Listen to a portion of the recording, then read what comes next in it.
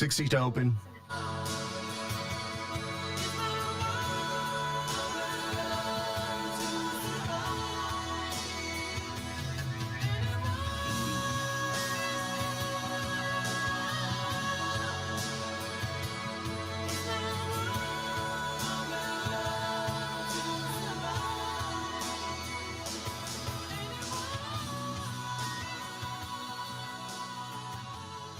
$30 to open. At C4 Fuels, 4721 Hill Street, we offer fuel, propane, and lubricant deliveries for businesses and agriculture, including farm diesel. Call 325-999-4060, 4060 for details. We also have a fuel island behind our building that takes all major credit and debit cards for all fuels except for farm diesel. We also carry non-ethanol and DEF at the pump for your lubricant and fluid needs, plus hunting. 5 seconds to open. 4721 Hill Street, just off Treadway. C4 Fuels, we sell service. Open is up. Time. Friday night lights come alive under the West Texas sunset. Wylie Bulldog football. Featuring the Wylie Pure Gold Band. Keeping you clued in on all the action.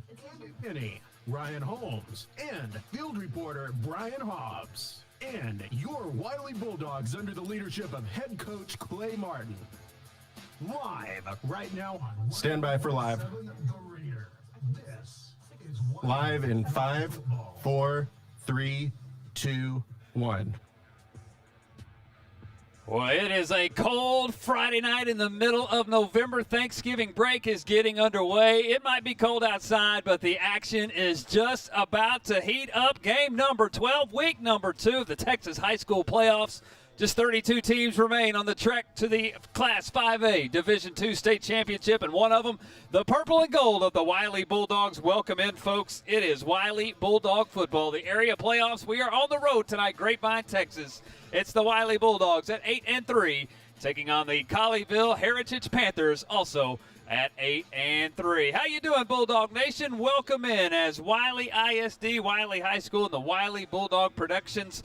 Glad to bring you Bulldog football. I'm Andy Penny, your play-by-play voice tonight for what should be a good one here in Class 5A Division II. Again, the Bulldogs at 8-3. The district champions out of District 2 5A are on the road tonight, a home-and-home flip, which the Bulldogs lost. They're on the home turf of their opponent tonight, the Colleyville Heritage Panthers.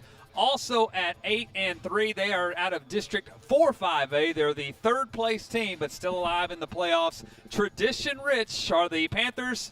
Hey, don't forget, tradition-rich are the Bulldogs, making some new tradition here in 2022. It's been a fun ride. The ride continues here, week number 12. We are excited. Kickoff at the top of the hour. We'll get you ready between now and then for game number 12, the area round of the playoffs, the Bulldogs and the Panthers. Glad to be joined by my good friend to my right-hand side. He's made the trek here east about 2.5 hours. He looks good. He always looks good, even in long sleeves and mittens and hats and all sorts of stuff. My good friend to my right side, Mr. Ryan Holmes. Hodge, welcome into Wylie Bulldog football, my friend. Man, it is great to be here. It is 41 degrees and a great night.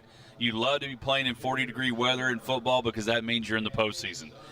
You start with 100-degree weather in August and get to 41-degree weather in the postseason. And so good-looking crowd across the way over that made the trip today. Again, I-20 is always interesting with orange cones and delays and all the things. But we got a lot of people here ready to watch this. Again, it's a road game, but it's something new. It's something not new, but normal. You get on the road, you go play somebody. We've been able to do that. We've been fine on the road.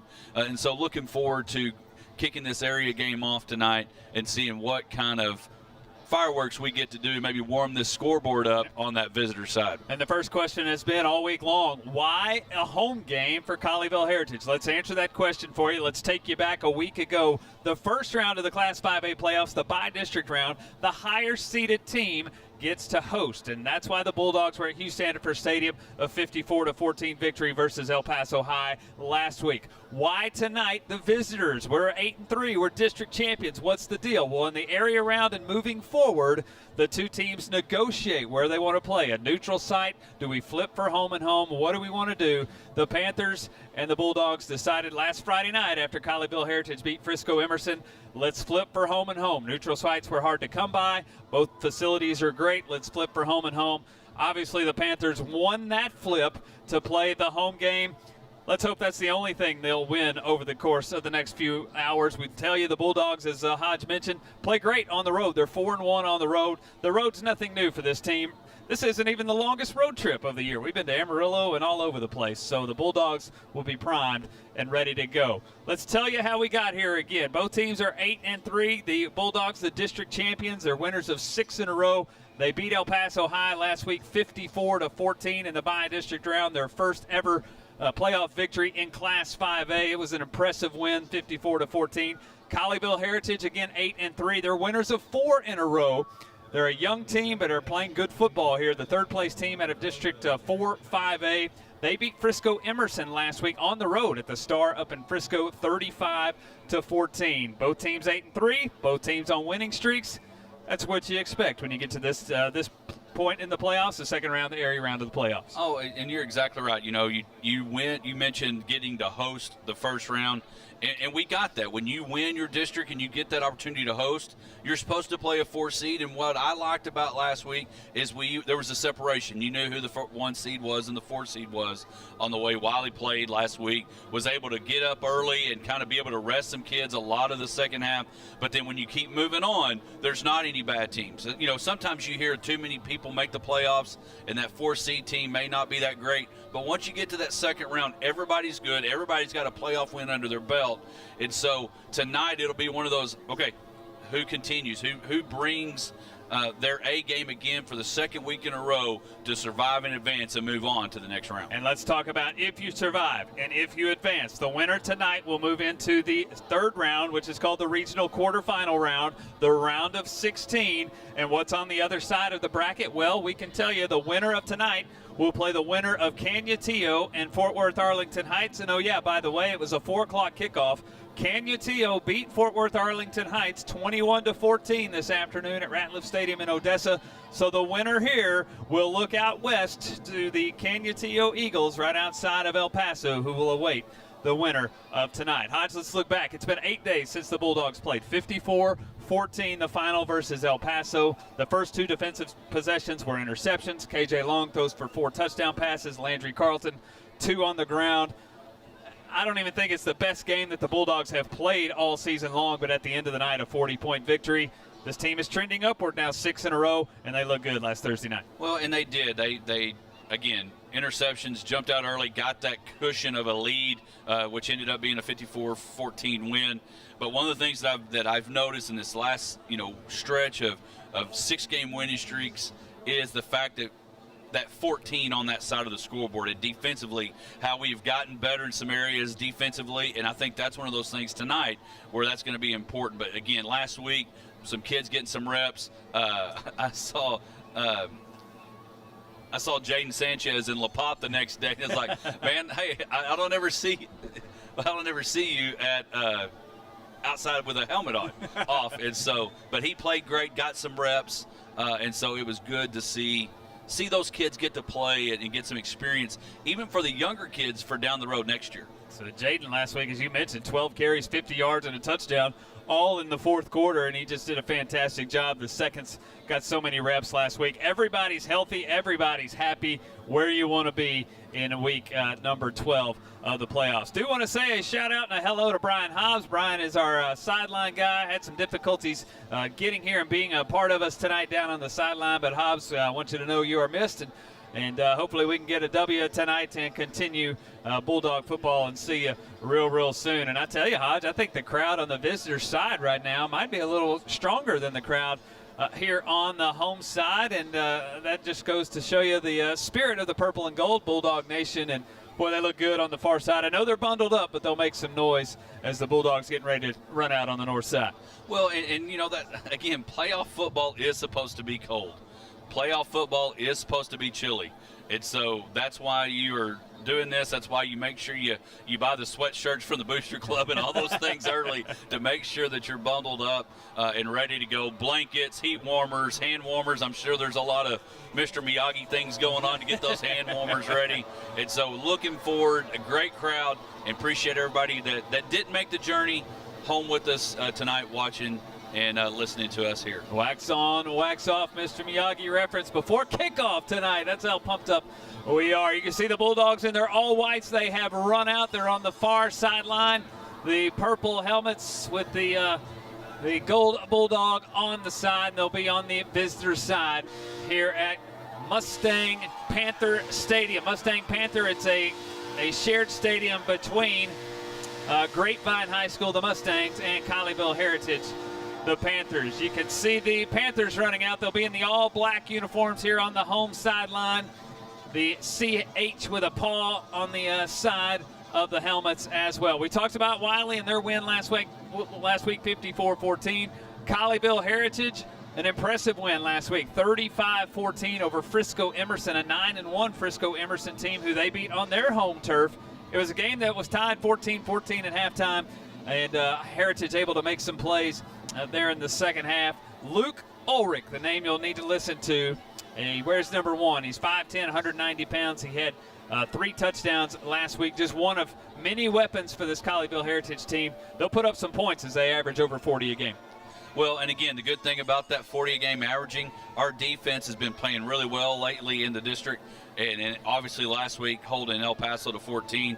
So I look for us to continue that stretch and have to do the basic things to let that scoreboard not light up on the other side. Captains are making their way out to the 50-yard line. Your captains for the Bulldogs: KJ Long, Reese Borho, Ryan Price, Caden Clay, and Harrison Heighton, all seniors there for the Bulldogs. Luke Ulrich, Kevon Connor, as well as Jack Frazier and Cameron Hammond, the captains for the Panthers tonight, again in all black.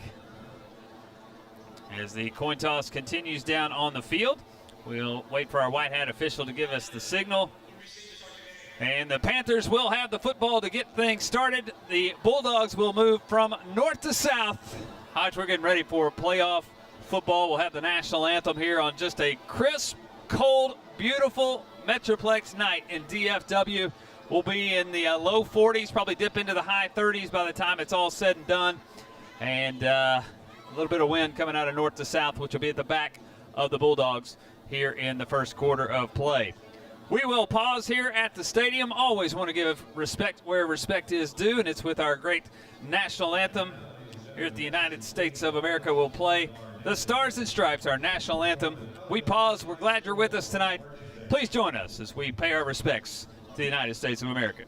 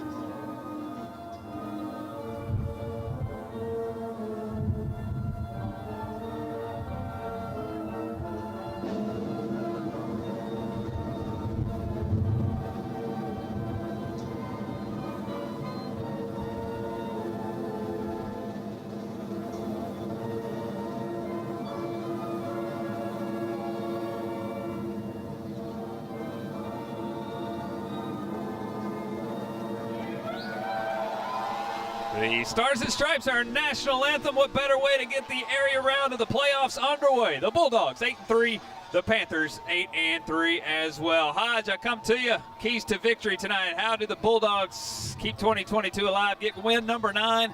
Keep on keeping on. Get the W tonight.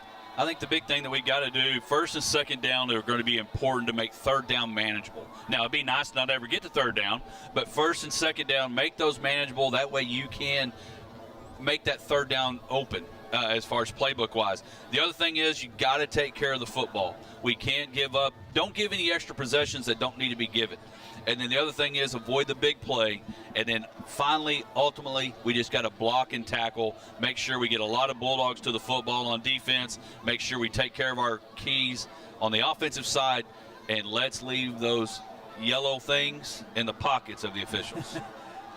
Again, low 40s, the wind blowing 10 to 15 miles an hour north to south. It will be at the back of the Bulldogs here in quarter number 1. Brady Clark, the junior, he wears number 5. He has it teed up at the north 40-yard line. It's Riley Wormley, Nathan Critchfield back deep for the Panthers. They stand at the 5. Game number 12, 2022, first meeting of the series about to get underway. Clark approaches the football. He's got the right foot into it. It is a high kickoff, and we are underway. Wormley will catch it at the 10-yard line. He's coming up to the left side. He's across the 20-25, and he's knocked out of bounds on the near side. Daniel Teagle knocks him out of bounds, and it will be the Heritage Panther offense who comes on the field first. They're under the direction of Weston Smith. He's a 6'5", 225-pound senior. He's committed to Princeton University to play a little football, and on the year, Smith has 2,232 yards passing, 27 touchdowns, does have 11 interceptions as well. The Panthers will start 1st and 10 on their own 29. The ball's on the left hash. It's a 4-receiver set. Smith take the snap, get rid of it in a hurry. Curl pattern, in and out of the hands and incomplete. Intended for Kai Pruitt, and falls incomplete just on a 5-yard curl. I think that's the matchup tonight, is the Panther passing offense versus the secondary of the Bulldogs. Wiley's only given up 11 passing touchdowns all season long. Here's another curl pattern, same exact play, caught on the near side. Kai Pruitt, another catch. They'll put him out to the 37, 8 on the pass and catch. It's a 3rd down and 2, just like that, Hodge.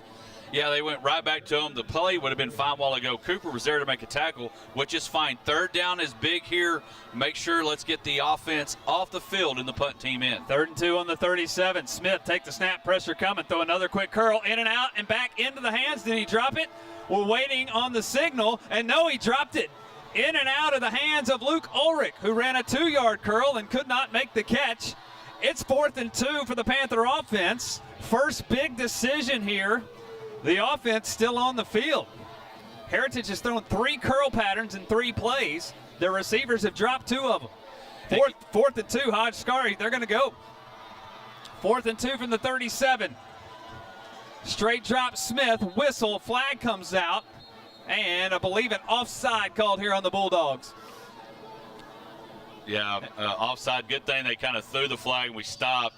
I don't know if they ended up catching it. We got behind him, but it was offsides. So offsides on the Bulldogs, a little too aggressive coming off the edge on 4th down and 2 as the Panthers went on 2 and got the free 5 and a 1st down. So 1st and 10, Heritage. They're now on the 42-yard line. Just underway tonight. We've only played 20 seconds, 11:40 in our quarter. 1st and 10, Panthers. Smith, play action, wants to air this one out, far sideline. It's up, it's at the 30, trying to make the catch on the sideline, can't do it, it's incomplete. Riley Wormley, the intended receiver. First time they've aired one out deep down the field. Kenny Scott in coverage on the far side. Yeah, and the thing, that ball kind of hung up a little bit, gave Kenny time to get over there and use the sideline a little bit as a defender, extra defender there.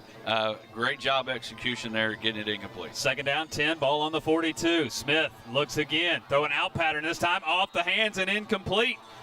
Intended for Simone Davis, and that one falls incomplete. Smith is 1 for 5 out of the chute. It's 3rd down and 10, and Hodge, these are the plays the Bulldogs have to make tonight. 3rd and 10, Heritage on their own 42-yard line. Yeah, exactly. We've done our part defensively. This 3rd down is a little less manageable at 3rd and long. Got to execute here. Ball still on the left hash. Trips receivers top side of the formation. Lone receiver on the bottom. 3rd down and 10. Smith take the snap. Pressure off the edge, setting up the screen. He's got Wormley out of the backfield. 45-50, runs over a defender, and because of that extra yardage, he's got a 1st down, but the ball's stripped out. The ball is stripped by Colin Bruning, and the Bulldogs have it. Wormley had enough for a 1st down. Colin Bruning, though, stripped it out of his hands, and the Bulldogs, the first takeover of the night. It's 1st and 10. Wiley, That reminds me of last week when Malachi had it ripped and the lineman ran down the field. This time Bruni rips it out. Great job.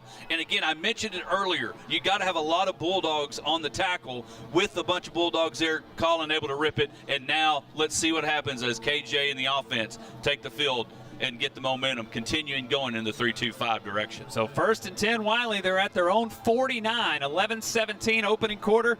It's KJ Long, the senior, the signal caller, 5'8", 155-pound senior.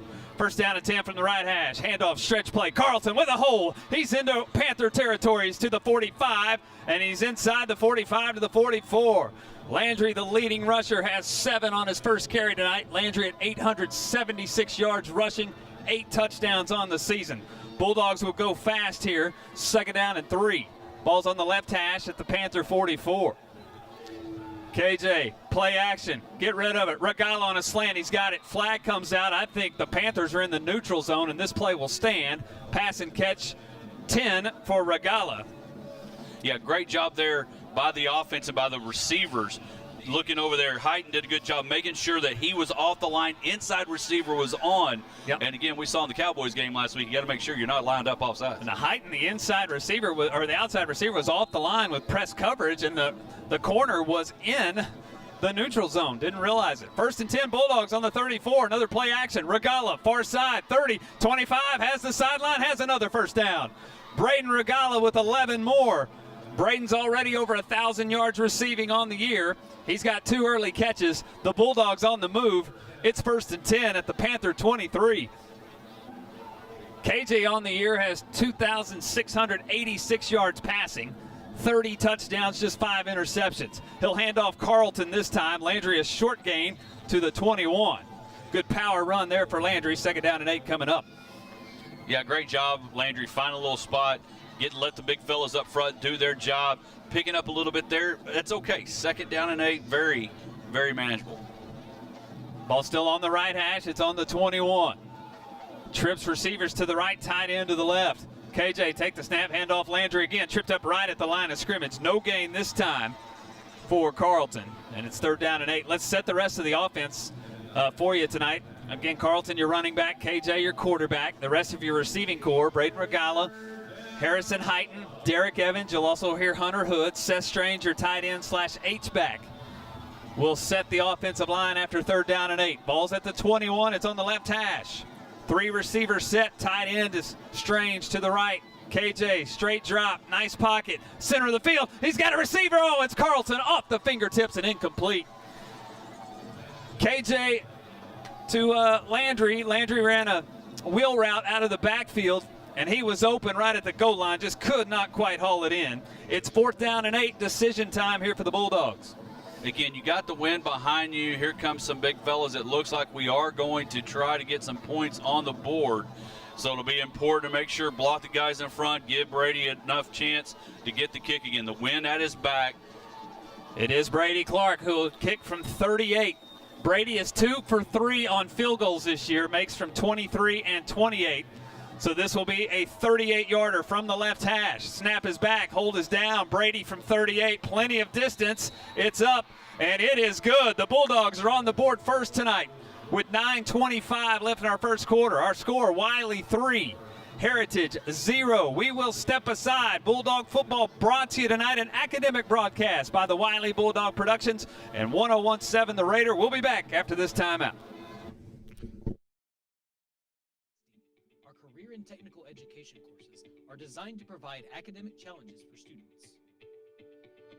To us, it is vital for our students to earn important certifications that are recognized by industry and not only promote college readiness to further their education, but springboard students in preparation for a career in current and emerging professions.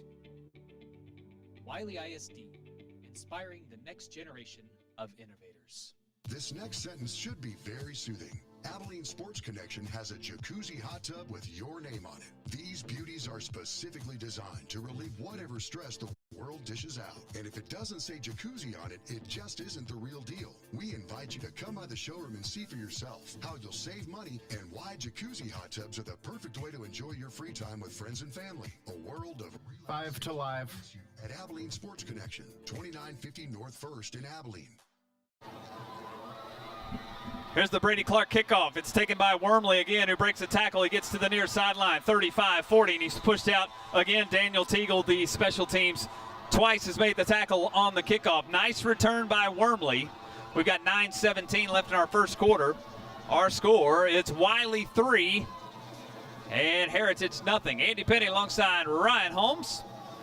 Great start for the Bulldogs. They get a turnover on defense. They drive down the field. Brady Clark from 38 yards out, the field goal. 7 plays, 30 yards, 1:52 off the clock.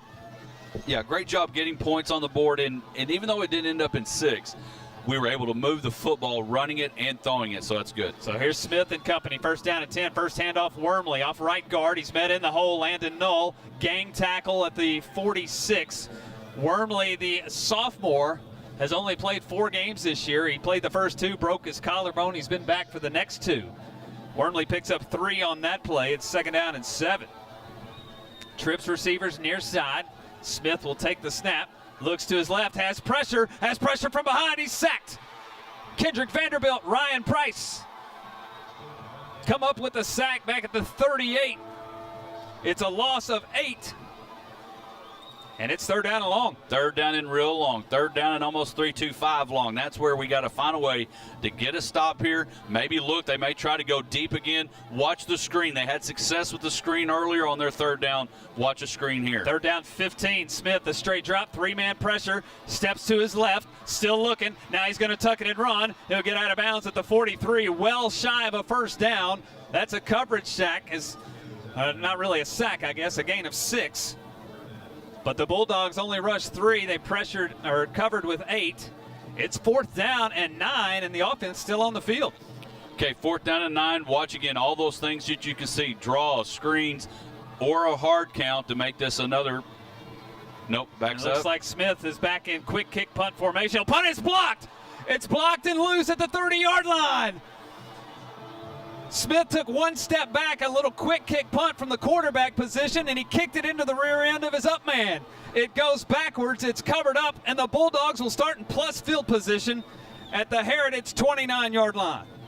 Perfect start tonight for the Bulldogs. They've got another short field. 8-12 in our first quarter. It's 3-0 Wylie already, and they'll start on the plus side. Malachi Daniels gets the call this time at the running back spot. First and 10 at the 29. Ball's on the right hash. 3 receivers set, tied into the right. Seth Strange. KJ take the snap. Play action. Gets rid of it in a hurry. He actually lost his footing as he tried to throw a quick curl to Braden Regala. Just tripped up.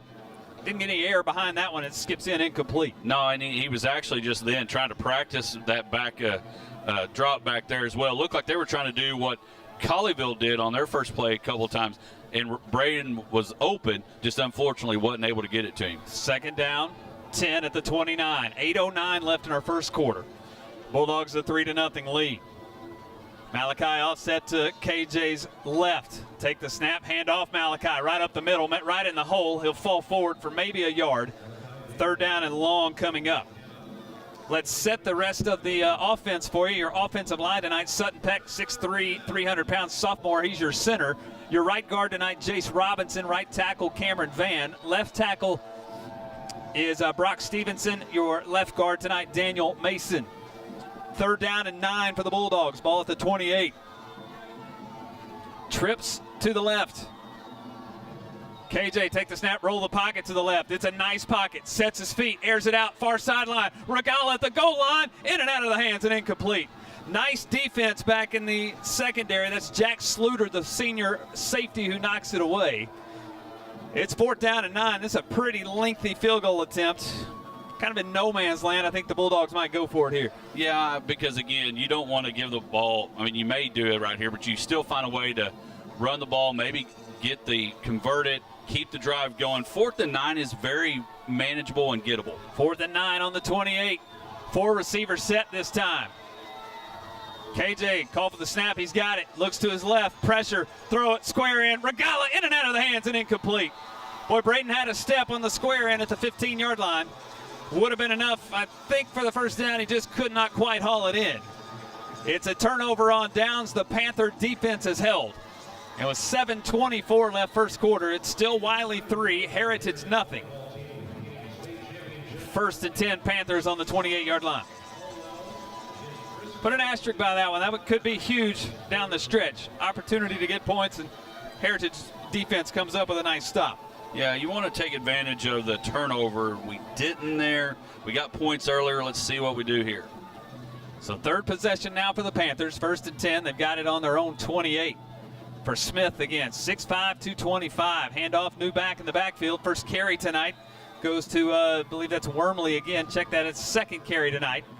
And Wormley will get to the 33. It's 5 yards on first down for Wormley. 2nd down and 5. Panthers will go quickly as well. Handoff, Wormley again, up the middle. Side steps to the left. He's met in the hole, and he's buried by 3 Bulldog defenders. Landon Knoll leads the way. Ryan Price off the line. Colson Cooper out of the secondary. All come up and make the play. It's a loss. No, we'll say no gain. It's 3rd down and 5. Again, defense has done a really good job. We're having to dial up that again to get another 3rd down stop here. 3rd and 5 at the 33. Smith straight drop, flares it out. Wormley out of the backfield, gets the sideline, gets enough for a first down, runs out of bounds, and they'll mark him on the 44. 11 yards this time for Wormley on the 3rd completion tonight for Smith, and the drive continues. 3 out of 7 thus far for Smith. 1st and 10, Panthers at the 44. We'll set the Bulldog defense for you. After 1st down and 10, Smith wants to go quick. Ball on the left hash. It's a low snap. It's underneath his feet. Smith has to go back and just cover it up at the 26-yard line. And that is huge. That's an 18-yard loss for Smith. And it's 2nd down and 28. Yeah, that's a tough deal. That's stuff you see week 1, week 2 maybe. Maybe some weather, maybe ball getting a little dew or a little, I don't know if there's any dew on turf, but maybe getting a little wet and slippery. We've already seen KJ lose his footing once. And so 2nd down and really, really long. 2nd and 28, back at the 31. Smith, the straight drop, looks to his right, throw it out, and it's overthrown and incomplete. Trying to hit it back out of the backfield, intended that time for Ryder Callier, and it's incomplete.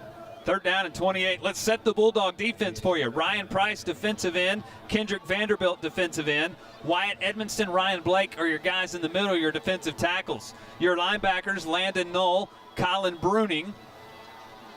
We'll get the secondary after 3rd down, 28.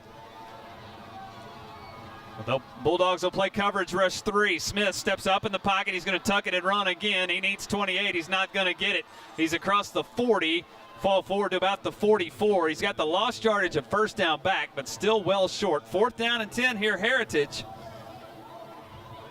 And this time it looks like we'll see the actual personnel changes and we'll see a punt.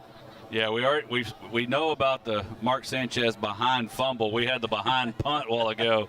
And so I think Coach Martin, their Coach Martin, is making sure they go ahead and get a punt into the wind. So let's see what kind of leg we got. Bryce Cottle has it blocked. It's blocked again by Reese Borho. On a bounce. Picked up. Kenny Scott. It's a Wylie Bulldog touchdown. Reese Borho, the block kick. Kenny Scott on one bounce, picked it up on a run, had to go about 20 yards for the touchdown. It's the first special teams touchdown of the year for the Bulldogs. It's 9-0 Wiley with an extra point to come.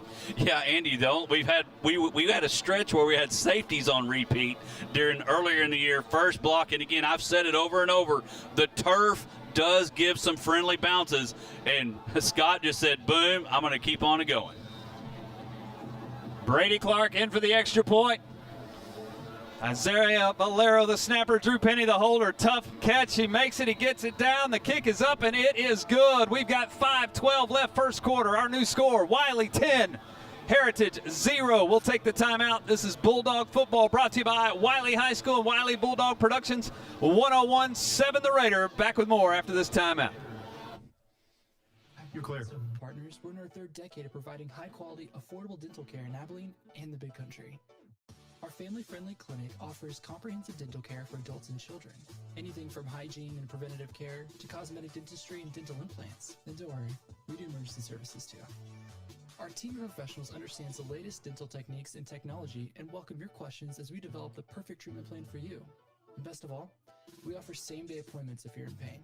So schedule your appointment today, and we'll see you soon. At Taylor Electric Cooperative, we are more than just the services we provide. For generations, we have been the link that has connected members to our local community. From those who remember when the lights were first turned on to those who rely daily on our high-speed fiber internet, we are here to make certain that those connections never dim. Because we 10 seconds to live. The most important connection we will ever make is the one we make together. At Taylor Electric, we have provided generations with services for living and connections for life. And live. Riley Wormley, another kickoff return. He's out to the 34. Hodge, a great start for the Bulldogs. 5:01 left our first quarter. It's Wylie 10, Heritage 0. Reese Borho the block. Kenny Scott the touchdown. Everything going the way of the purple and gold, but a lot of football still to go. Oh, a lot of football left to go. But again, special teams always come in big. And you mentioned it earlier, and I'm going to tell you, the hold by Penny was huge. Snap was a little high, got it down, and was able to put it through. Because when you score, you got to add that extra. You got to go ahead and cap it off with the extra point, and a great job there. So now let's keep this momentum going here defensively. Proud dad moment. Thanks for calling that out. I appreciate that. 5-yard penalty there on the Bulldogs. They were out offside, so the Panthers will start 1st and 10. They'll start on their own 39 on this drive. Smith thus far through the air is 3 of 8 for 31 yards.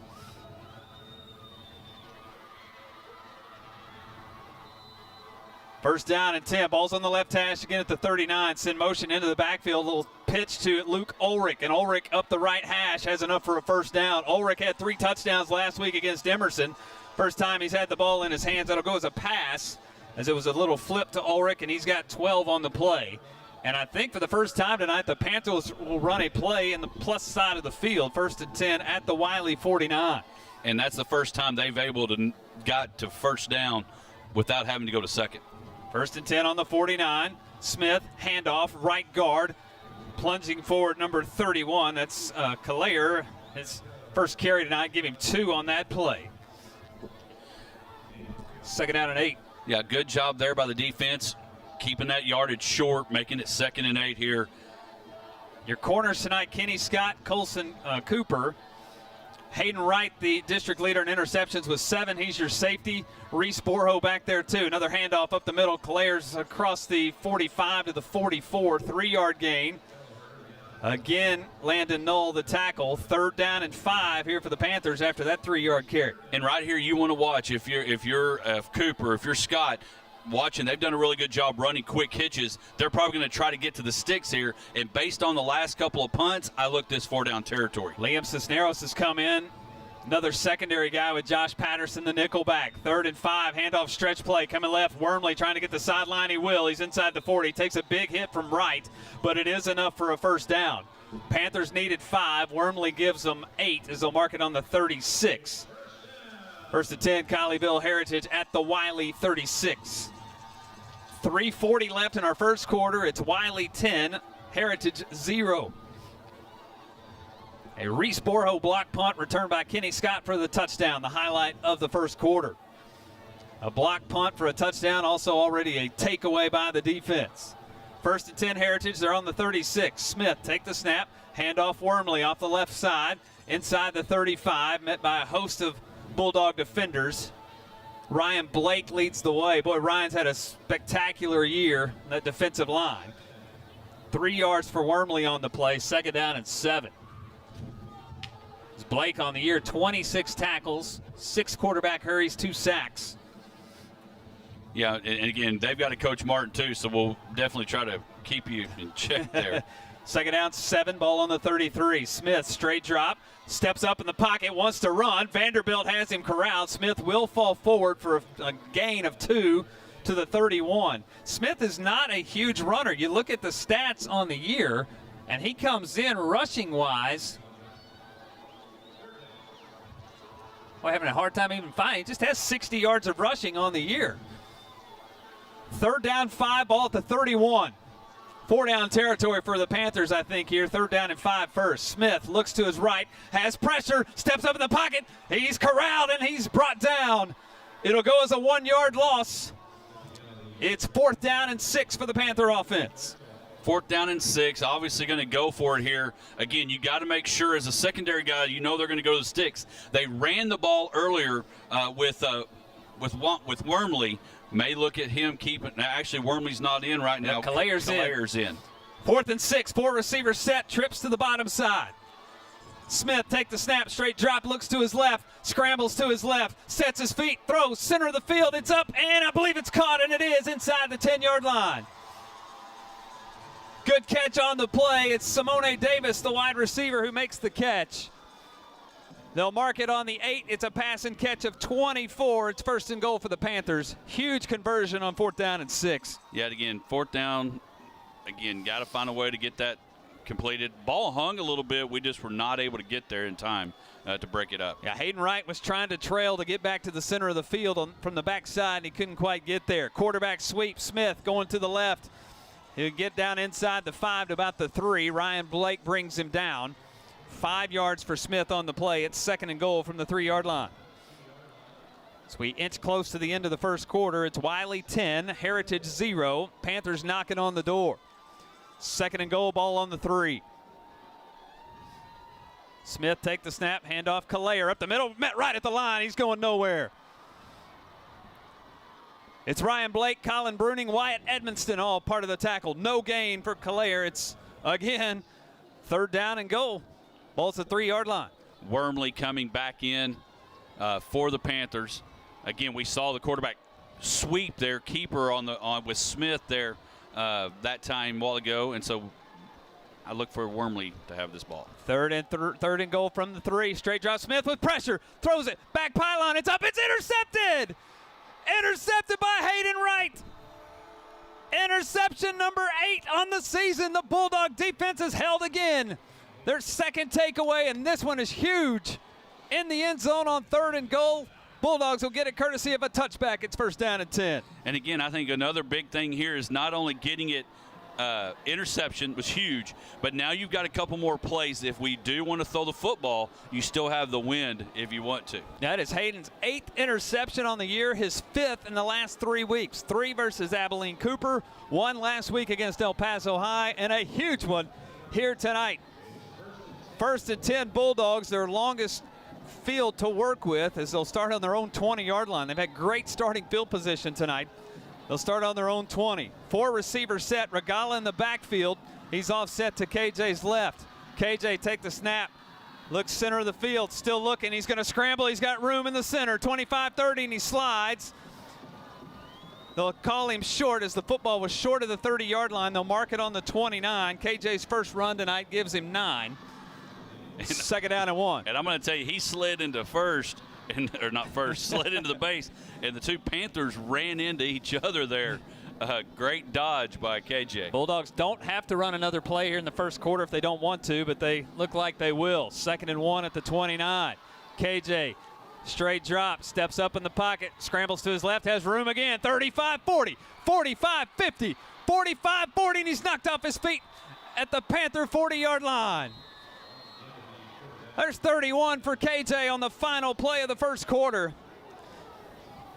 It's a quarter to remember for the Wylie Bulldogs. We're 12 minutes in at the end of 1. Our score, Wylie 10, Heritage 0. We step aside. This is Wylie Bulldog football brought to you by Wylie Bulldog Productions and 101.7 The Raider. More Bulldog football after this timeout.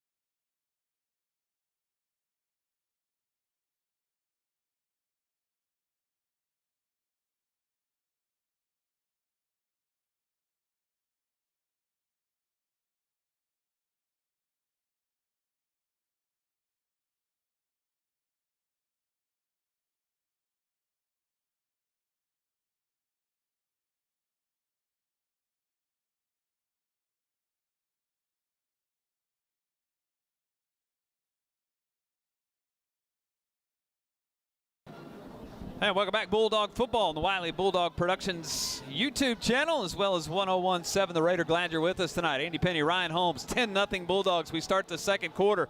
First play of the second, handoff. Julius Lane, the freshman. Oh, he broke a tackle, but then lost his footing at the 39. Julius's first carry tonight, the freshman, as we like to call him. It goes for one. Boy, Hodge, that had a chance to go for a bunch, but nonetheless, 12 minutes in, it's all purple and gold. Great start tonight for the Bulldogs. Yeah, again, Juju almost had a great break right there. Again, footing, we'll get that down, I'm sure. Second and long 8. KJ take the snap, handoff Julius again, powering up the middle. He's met by the defense. Great push that time, led by Muhammad Hassan, who'll bring Julius down. 2-yard gain for Julius. We'll call it 3rd down and 7. It's at the Heritage 37. Wylie 10, Heritage 0. Again, another turnover that you want to find a way to take advantage and capitalize on the turnover. So big 3rd down here for the Bulldogs. Ball's on the left hash, a 3-receiver set. Tight end to the left, Lane offset to KJ's left as well. Long will take the snap, straight drop, quarterback draw, knocked off his feet. Boy, stumbled right at the 37. He falls forward to 35, and he took a hit right as he fell, and boy, he's a little slow to get up. Yeah, took a big shot as he fell to the ground.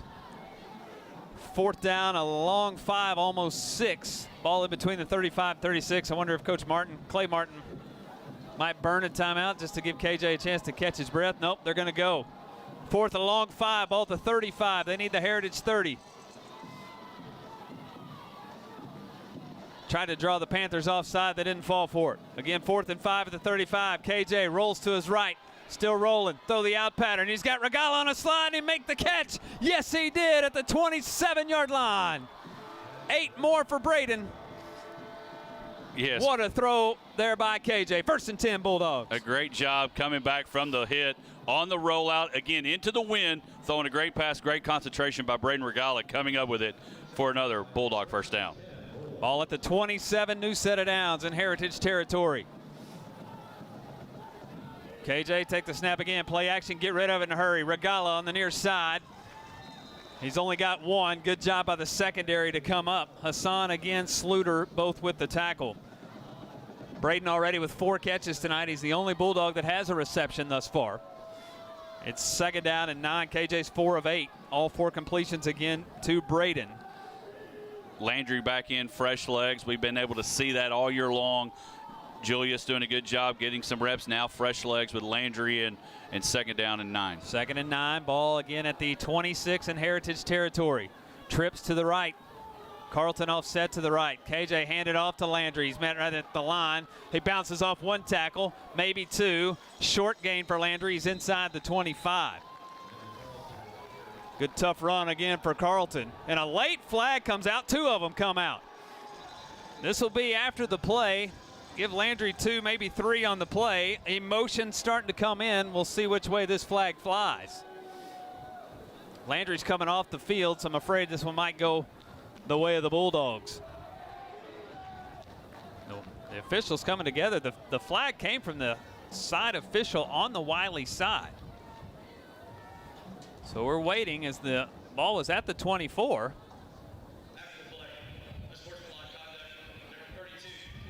And it is called on the Bulldogs. And that could be a drive killer because that is after the play, so 3rd down, and now mark off 15. And again, Andy, I know football, sports, very heated. Those are the things you can't let get the best of you because now you go from 3rd and manageable to now 3rd and long. Again, that's a tough penalty. Again, we got to find a way to capitalize on these turnovers. And so now we've got 3rd and long. Be interesting to see what Coach Kincaid dials up. Coach Clay Martin on the far side, a long conversation with the white hat official, wanted to get the explanation. It's 3rd down and 20 now for the Bulldogs. They're at the Heritage 38. Wylie 10, Heritage 0, 9:03 left in our second quarter. And the clock winds, we go under 9 minutes. Again, 3rd and 20 from the 38. Malachi Daniels in the backfield. Seth Strange, the H-back, 3-receiver set. KJ play action, nice pocket. Scrambles to his left, now has pressure, and he's caught from behind. He's sacked First time KJ's been sacked, he'll go back to the 42. It's a loss of 4. And a drive that looked promising. And now another late flag is out. A drive that looked promising going the wrong direction. This again, a flag after KJ's pointing the way of the Panthers. And if it is, that's an automatic first down. And it is. It's on the Panthers. It was about to be 4th and 24, Hodge. And a bonehead play on the opposite side has now been, I think, volleyed back. Yeah, and then some. It was Yeah. about to be 4th and 24.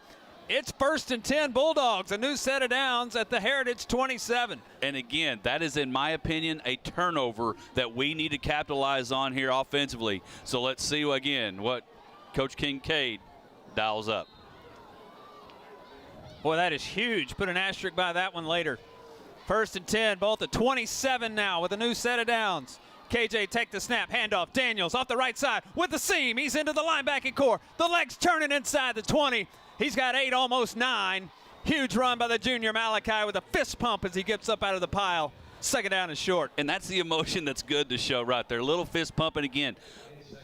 Yards after contact. We've done such a great job. All 3 of our guys this year have done a really good job, and Malachi continues that tradition this year. Every play in the playbook's open. 2nd down and 1. Motion into the backfield. Handoff Malachi again. Left side, churning forward. Has a first down, breaks a tackle. 10, 5, near pylon. He's in. It's a Wylie Bulldog touchdown.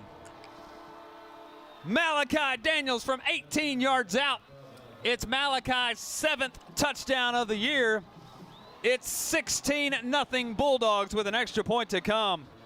That's a how-do-you-do 80-yard drive by Wylie. Started in the first, 4 minutes deep into the second. Extra point to come. Brady Clark is in for the PAT. Snap is back, hold is down. Brady's extra point is up. And it is good. 7:55 left before the half. Our new score, Wylie 17, Colleyville Heritage 0. We step aside. Wylie Bulldog football, the Wylie Bulldog Productions, 101.7 The Raider. More to come after this timeout.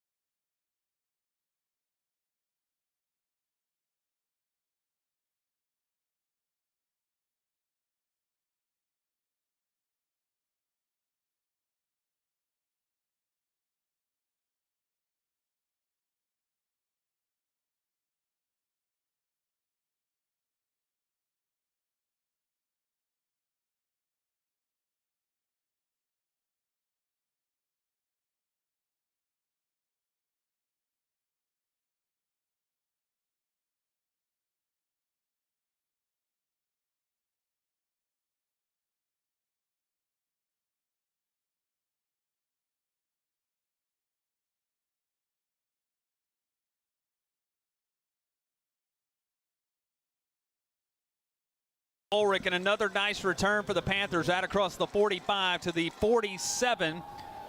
Good start here for Colleyville Heritage. 7:48 left in the first half. It's Wylie 17, Heritage 0. As the Bulldogs go 11 plays, 80 yards, 4:44 off of the clock. Malachi Daniels, the 18-yard touchdown run. It's, again, his 7th rush of the season. How will the Panthers respond? Here we go. 1st and 10 on their own 47. Send Ulrich into the backfield. Play action. Smith wants to air it out. Has pressure. Vanderbilt chasing. He'll dump it out in the flat. Ulrich is going to go the wrong direction and lose yardage. Back to the 41. That's a completion. It's a 6-yard loss. It's 2nd down and 16. And again, how important it is that we had multiple Bulldogs over there helping make the tackle, because Elric tried to take it back out to the other side. Great job by the Bulldogs corralling the Panthers. Defensive coordinator Brian Hill has Weston Smith all sorts of confused. It's 2nd and 16 at the 41. Smith take the snap, 4-man pressure, throw it square end, caught. It's into Bulldog territory to the 45. The catch made that time by Hayden Golden, his first catch tonight. He'll get 14. It's 3rd down and 2. Big play coming up again for the Wylie defense. And again, 3rd down and 2 may look for something long and deep here since you've got the wind behind you. And again, playbook wide open on 3rd and short. 3rd and 2 at the 45. Smith, out pattern, caught again, Golden near side, pushed out by Kenny Scott. It is enough for a 1st down. Give him 6 this time. Anytime it's been a short yardage, it's been either curl or out for Heritage just to get a completion and get the yardage they need. 1st and 10 at the Bulldog 39. 4 receivers set. Smith, straight drop, looks to his left, pressure, takes a big shot. It's caught again. Golden inside the 30 to the 26.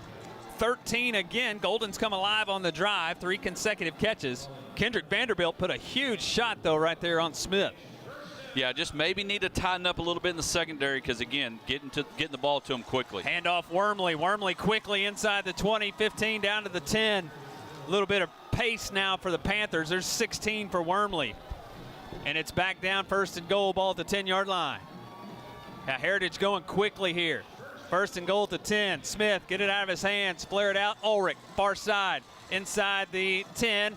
Driving for the goal line, not quite there as Josh Patterson will drop him, but 9 yards down to the 1. 2nd and goal at the 1. Panthers to go quickly again. Yeah, offensive coordinator for the Panthers is rowing his boat on, let's get this thing going. Smith, handoff, Wormley up the middle, met at the line of scrimmage, he doesn't get there. Great defensive stop led by Wyatt Edmonston. Landon Null again. Loss of 1 for Wormley. 3rd and goal at the 2-yard line. Boy, another huge play. See if Wormley gets it again. Smith, take the snap. Nope, Smith's going to keep it left side, pushing forward, and he will get in. And Weston Smith from 2 yards out has got the Panthers on the scoreboard. 5:31 left before the half. It's Wylie 17, Heritage 6 with an extra point to follow. Good response, good drive there for the Panthers to get on the scoreboard tonight. And did it pretty quickly. That's the 4th touchdown rush for Smith tonight, or on the season. Ryan Zuckert in for the extra point. It is up and good. 5:31 left before the half. Our new score, Wylie 17, Heritage 7. We step aside. Wylie Bulldog Football and Wylie Bulldog Productions on YouTube and 101.7 The Raider. More to come after this timeout.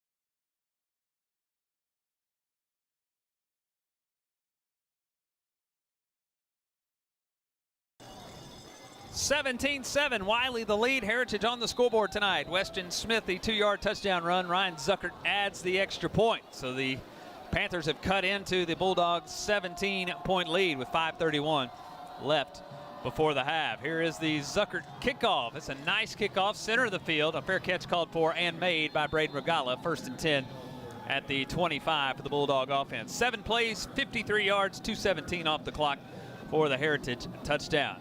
Hey, do want to say, let you know that tonight is a UIL academic broadcast. We are unable to say special thanks to all of those who make Wylie Bulldog football available on YouTube. So just want to make sure that we let you know that. We do want to let our great supporters know that we are very, very, very appreciative of them. You can go to social media, Wylie Bulldog Athletics, and see who I'm talking about as we talk about that, and just let you know who that is. 1st and 10, ball's on the 25. And on the left hash, KJ Long and company. They've got it. It's in motion into the backfield. As KJ will take the snap, hand off Carlton, who is met in the backfield. Landry's going to lose 2 back to the 23-yard line.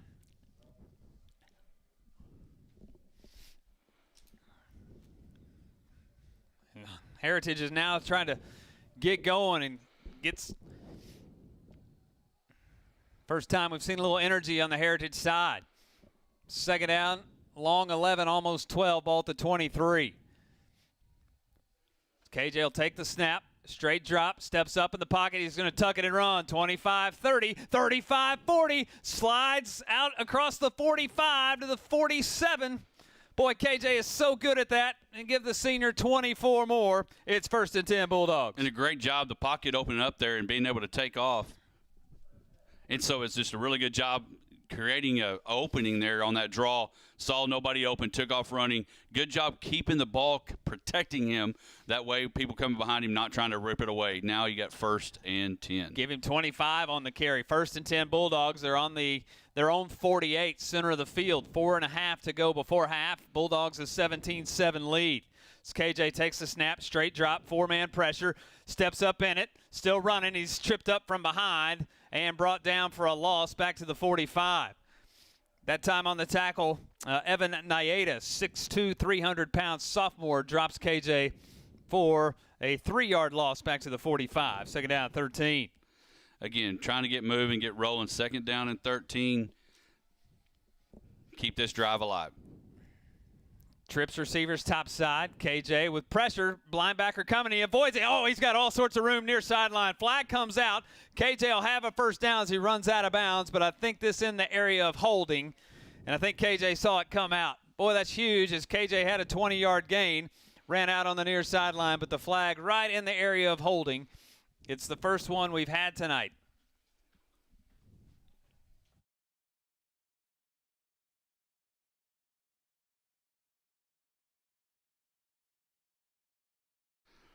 Yeah, holding was the call, backing up, going the other way here. Again, not a good thing is it's second down. You can try to find a way to eat up that yardage here on the play. So we'll see what happens here with Coach Kincaid. 3:50 left before the half. 17-7 Wiley. A long field now, second down, 23. As KJ take the snap, looks to his right, now trying to set up the screen. It's covered up. KJ still rolling around. He's at the 30. He's got a receiver. It's Carlton who catches it at the 35. He's up the field to about the 41. Boy, I thought we might see a flag for a legal man downfield, but I do think Landry was still behind the line of scrimmage, and he'll make the catch for 6. And a timeout here for Heritage after the 6-yard pass and catch. Coach Martin trying to get that called. He's patting on his head, trying to get that lineman downfield. Again, the screen pass, the pass was caught behind the line of scrimmage, so that should have been giving them enough time to continue to make that screen take place. Now you got 3rd and long. Again, want to continue this thing going. We want to give our defense a little bit of a break because that drive last that we saw with Colleyville Heritage, big drive, momentum, kind of maybe trying to move back toward the Metroplex area code. And so it's a big down here to try to convert this thing. You mentioned earlier Regala, the only one with a pass completion tonight. I'm curious to see maybe we start seeing Heighton or Hood get found connected. And the other thing is we've been sending Regala in motion and faking it to him and giving it to either Landry or Juju. A lot of those times you're setting that play up to throw it back out to Regala. So we'll see if that's maybe something we see later, play setting up future plays. So Heritage called the timeout. They're trying to save some time here before the half. It's 17-7 Bulldogs, 3:32 left before the half. 3rd down and pretty lengthy here for Wiley. 3rd and 17 at their own 41. It is a 4-receiver set. Trips to the top side. Lone receiver on the backside, not empty backfield as Regala comes out. 5-receiver set. KJ straight drop, 4-man pressure.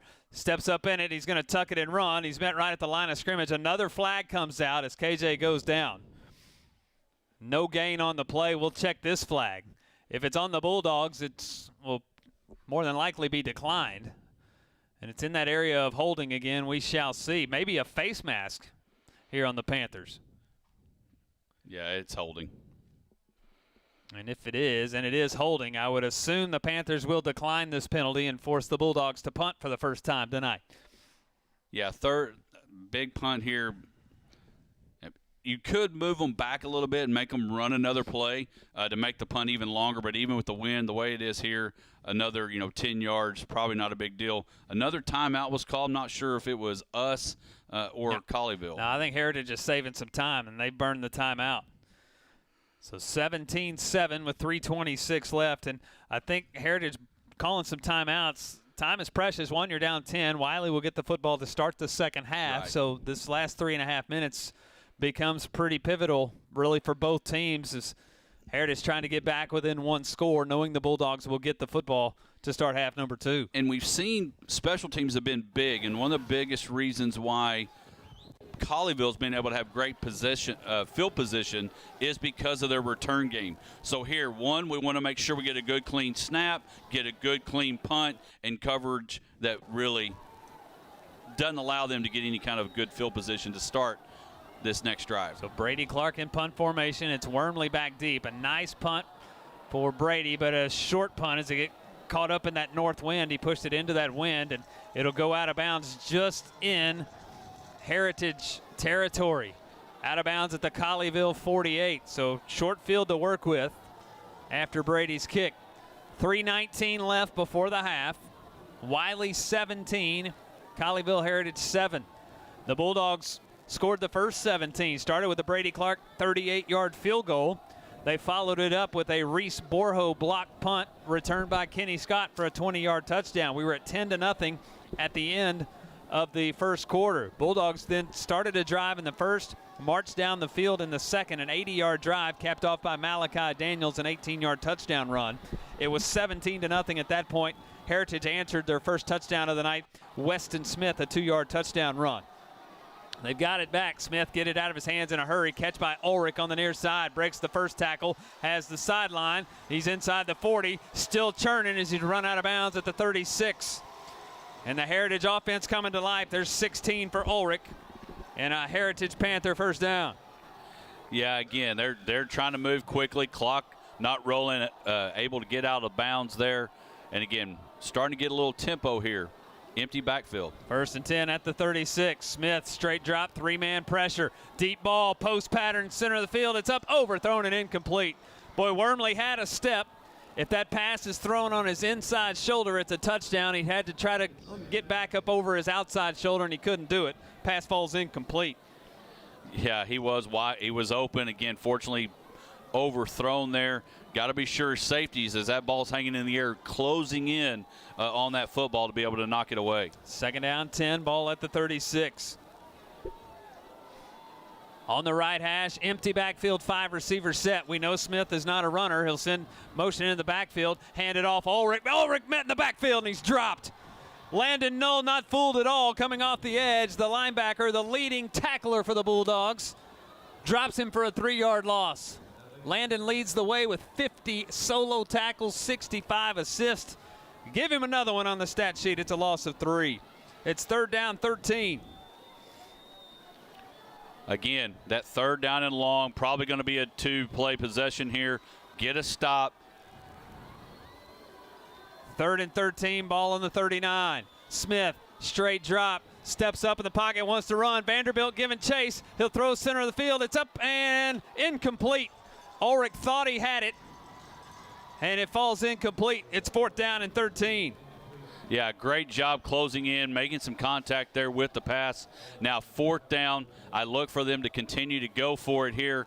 Again, even that'd be a really long field goal. No sense to punt it here. May look for them to try to go to Wormley again over the top for a big game. But no, they're going to try to get to the sticks, so keep them in front of you. Fourth and 13 at the 39. Smith has it, play action, steps up, pressure. He's on the right side, throws it sideline. It's caught at the 24 if he's in.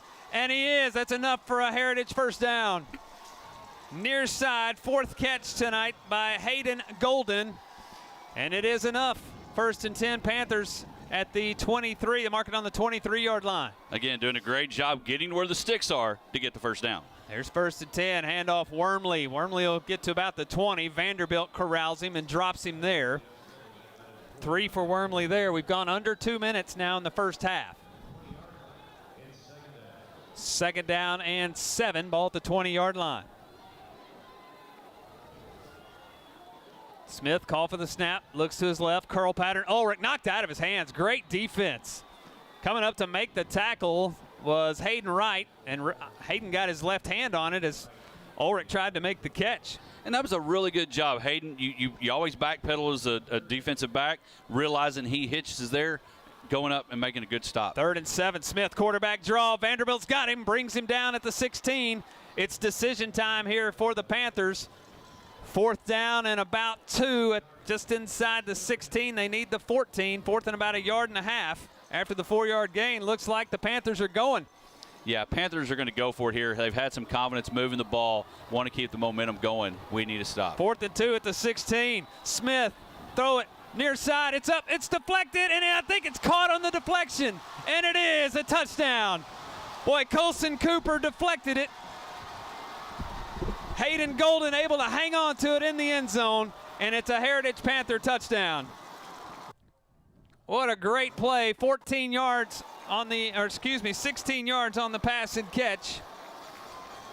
It's 17-13 Wylie with a Heritage extra point to follow. You can't fault great plays. Cooper made a great play. Golden a great play too to haul it in for the touchdown. Zuckert in for the extra point. It is up and it is good. 1:16 left before the half. Our new score, Wylie 17, Heritage 14. We'll take a 30-second timeout. This is Bulldog football on the Wylie Bulldog Productions YouTube and 101.7 The Raider. More to come after this timeout.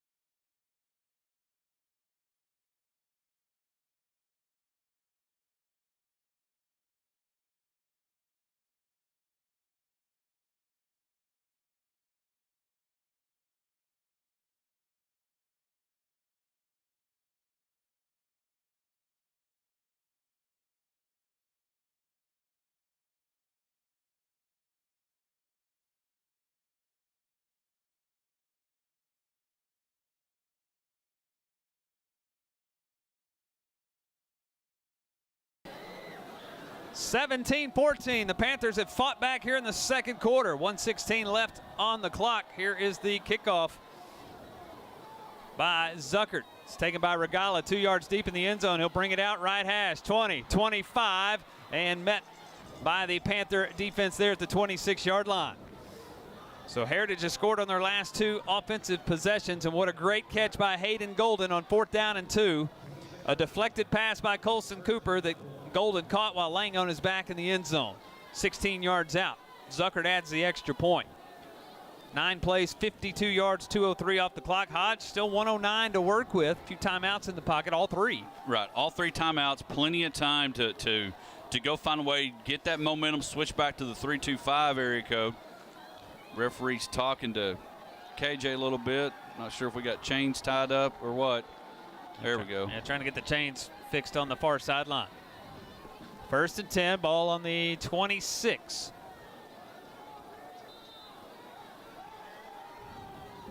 KJ and company, a 4 receiver set on the right hash. Straight drop. KJ looks to his left, trying to set up the screen. And boy, a lot of contact in there as they were trying to set up the little slip screen to Regala, who was knocked off of his route as the ball was in the air. But I guess behind the line of scrimmage, maybe you can get away with that. Pass falls incomplete.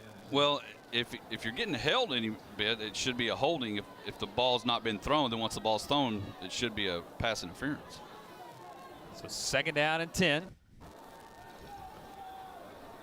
Ball is on the 26-yard line. KJ, delayed draw play. Juju Lane going right, has about 3. We'll see if Heritage burns their last time out. They still have 1 to work with. Clock is still winding here, 3rd down and 7. as Julius picks up 3. And now here comes the timeout for the Panthers. So 17-14, 45 seconds left in the half. Really, the Bulldogs can still run out the first half here with a 40-second play clock, 45 on the game clock. So to me, Hodge, get the football to start the second half. I'm thinking conservative here, momentum on the Colleyville side. I'd try to keep the ball out of the hands of the offense here the last 45 seconds, and let's go regroup with a 3-point lead and get ready for half number 2. Well, and again, that's where this decision is big on what play you run, because if you decide to throw the football and it is incomplete, now you basically just gave them a 4th timeout and forced us to punt. Again, we saw nothing against Brady, but we saw what happens when you're punting into that wind. If you try to kick it up too high, it's going to hang up like a bad golf shot that you miss club, and then you get good field position, because really Colleyville's had pretty good field position every possession they've had because of their return game. And so right here, I would look for maybe some type of draw, anything where that clock keeps rolling. And again, get to the second half, and then make the adjustments that you need and be ready to go win that second half. So 3rd down and 7, ball at the 29, 45 seconds left in the first half. No timeouts left for the Panthers. The Bulldogs still have all 3. Here's handoff lane. Julius will be met right at the line of scrimmage for no gain. And again, now the game clock is underneath the play clock. So the Bulldogs can take this thing to half. A physical first half. The Bulldogs own the first quarter. The Panthers own the second quarter. This is what we expected, 2 8-3 teams, second round of the playoffs. It's been a quality 24 minutes of play. Yeah, and I think you're exactly right. There's no need to call a timeout. Just let them get to zeros, get into halftime, start making adjustments that you need to make, get this momentum quenched out, because you know Colleyville's going to go in with a little bit of a swagger. Hey, we've scored, we're on a run, we've scored 14 unanswered, and so we'll see what kind of Bulldogs, and really that defense probably wants a breather. All these guys, little breather, get a little warmed up, come back out, and find a way to make the plays and make the stops to get you to the next round. 17-14, Wylie at the half. The two teams making their way down to the north end into the locker room. We'll get to the Wylie High School band here in just a moment. As we step aside, glad you're with us tonight for Wylie Bulldog football on Wylie Bulldog Productions on YouTube and 101.7 The Raider. More to come after this timeout.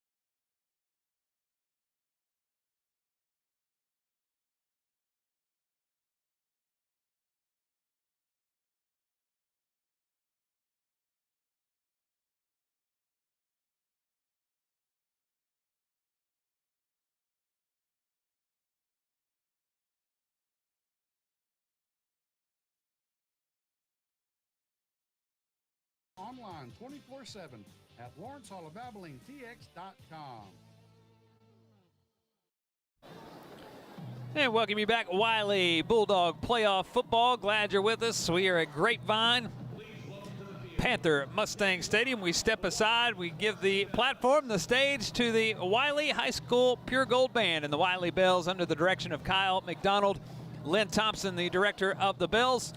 We step aside. The Bulldogs, a 3-point lead here at the half. We'll get to the first half stats in just a moment. But for the next few minutes, it's the Wylie Bulldog Pure Gold Band and the Wylie Bells under the direction of Kyle McDonald and Lynn Thompson.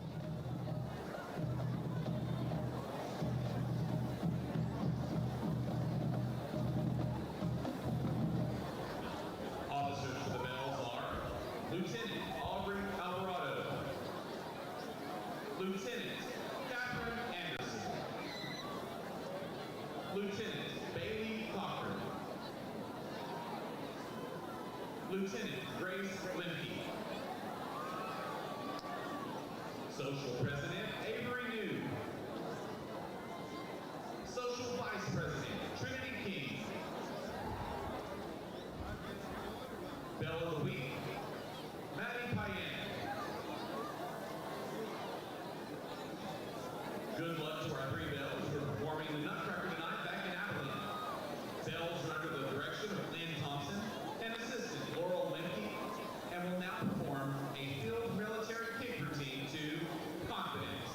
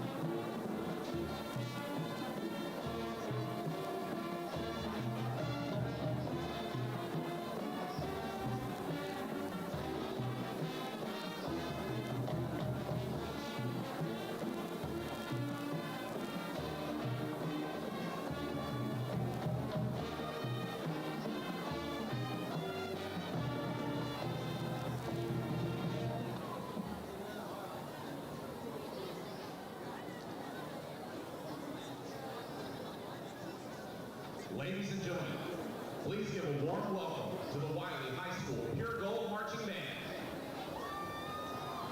The band has had an incredible season, and the entire band staff is extremely proud of everyone. We are already excited for what's to come next year.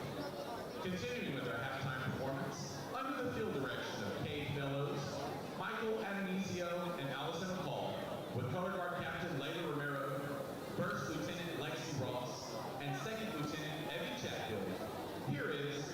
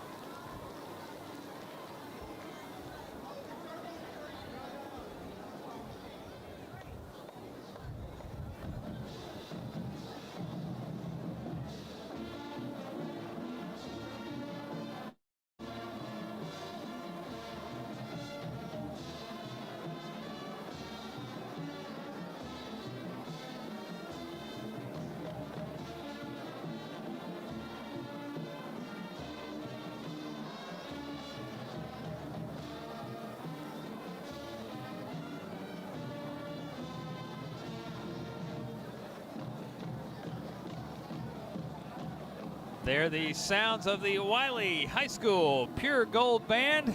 We are at the half here at Mustang-Panther Stadium. And at the half, it's Wylie 17, Colleyville Heritage 14. Great job by the Wylie High School Pure Gold Band under the direction of Kyle McDonald, and the Wylie High School Bells under the direction of Lynn Thompson. Again, 17-14 here at the half. We will step aside. We'll try to take a 3-minute timeout right here. Is this a academic UIL broadcast of Wylie Bulldog football and Wylie Bulldogs sports productions on YouTube and 101.7 The Raider. So again, we step aside for 3 minutes. Our halftime, it is Wylie 17, Heritage 14. Glad you're with us tonight on Wylie Bulldog Productions on YouTube and 101.7 The Raider. More to come after this timeout. Clear, received on the 3 minutes. Packages designed to meet budgets for residential and business class. Westex Connect is a reliable, high-speed internet service provider. Stream your favorite shows, play the hottest games, and stay connected. Westex Connect, locally owned, installing fiber in select communities, and only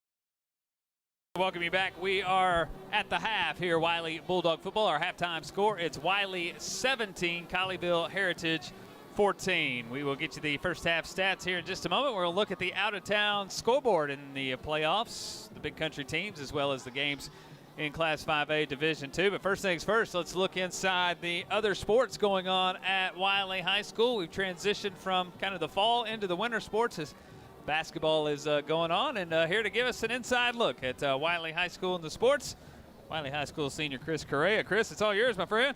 Mr. Penny, while we wait here for this amazing game to get underway, we want to share some other stats that are going around Wylie.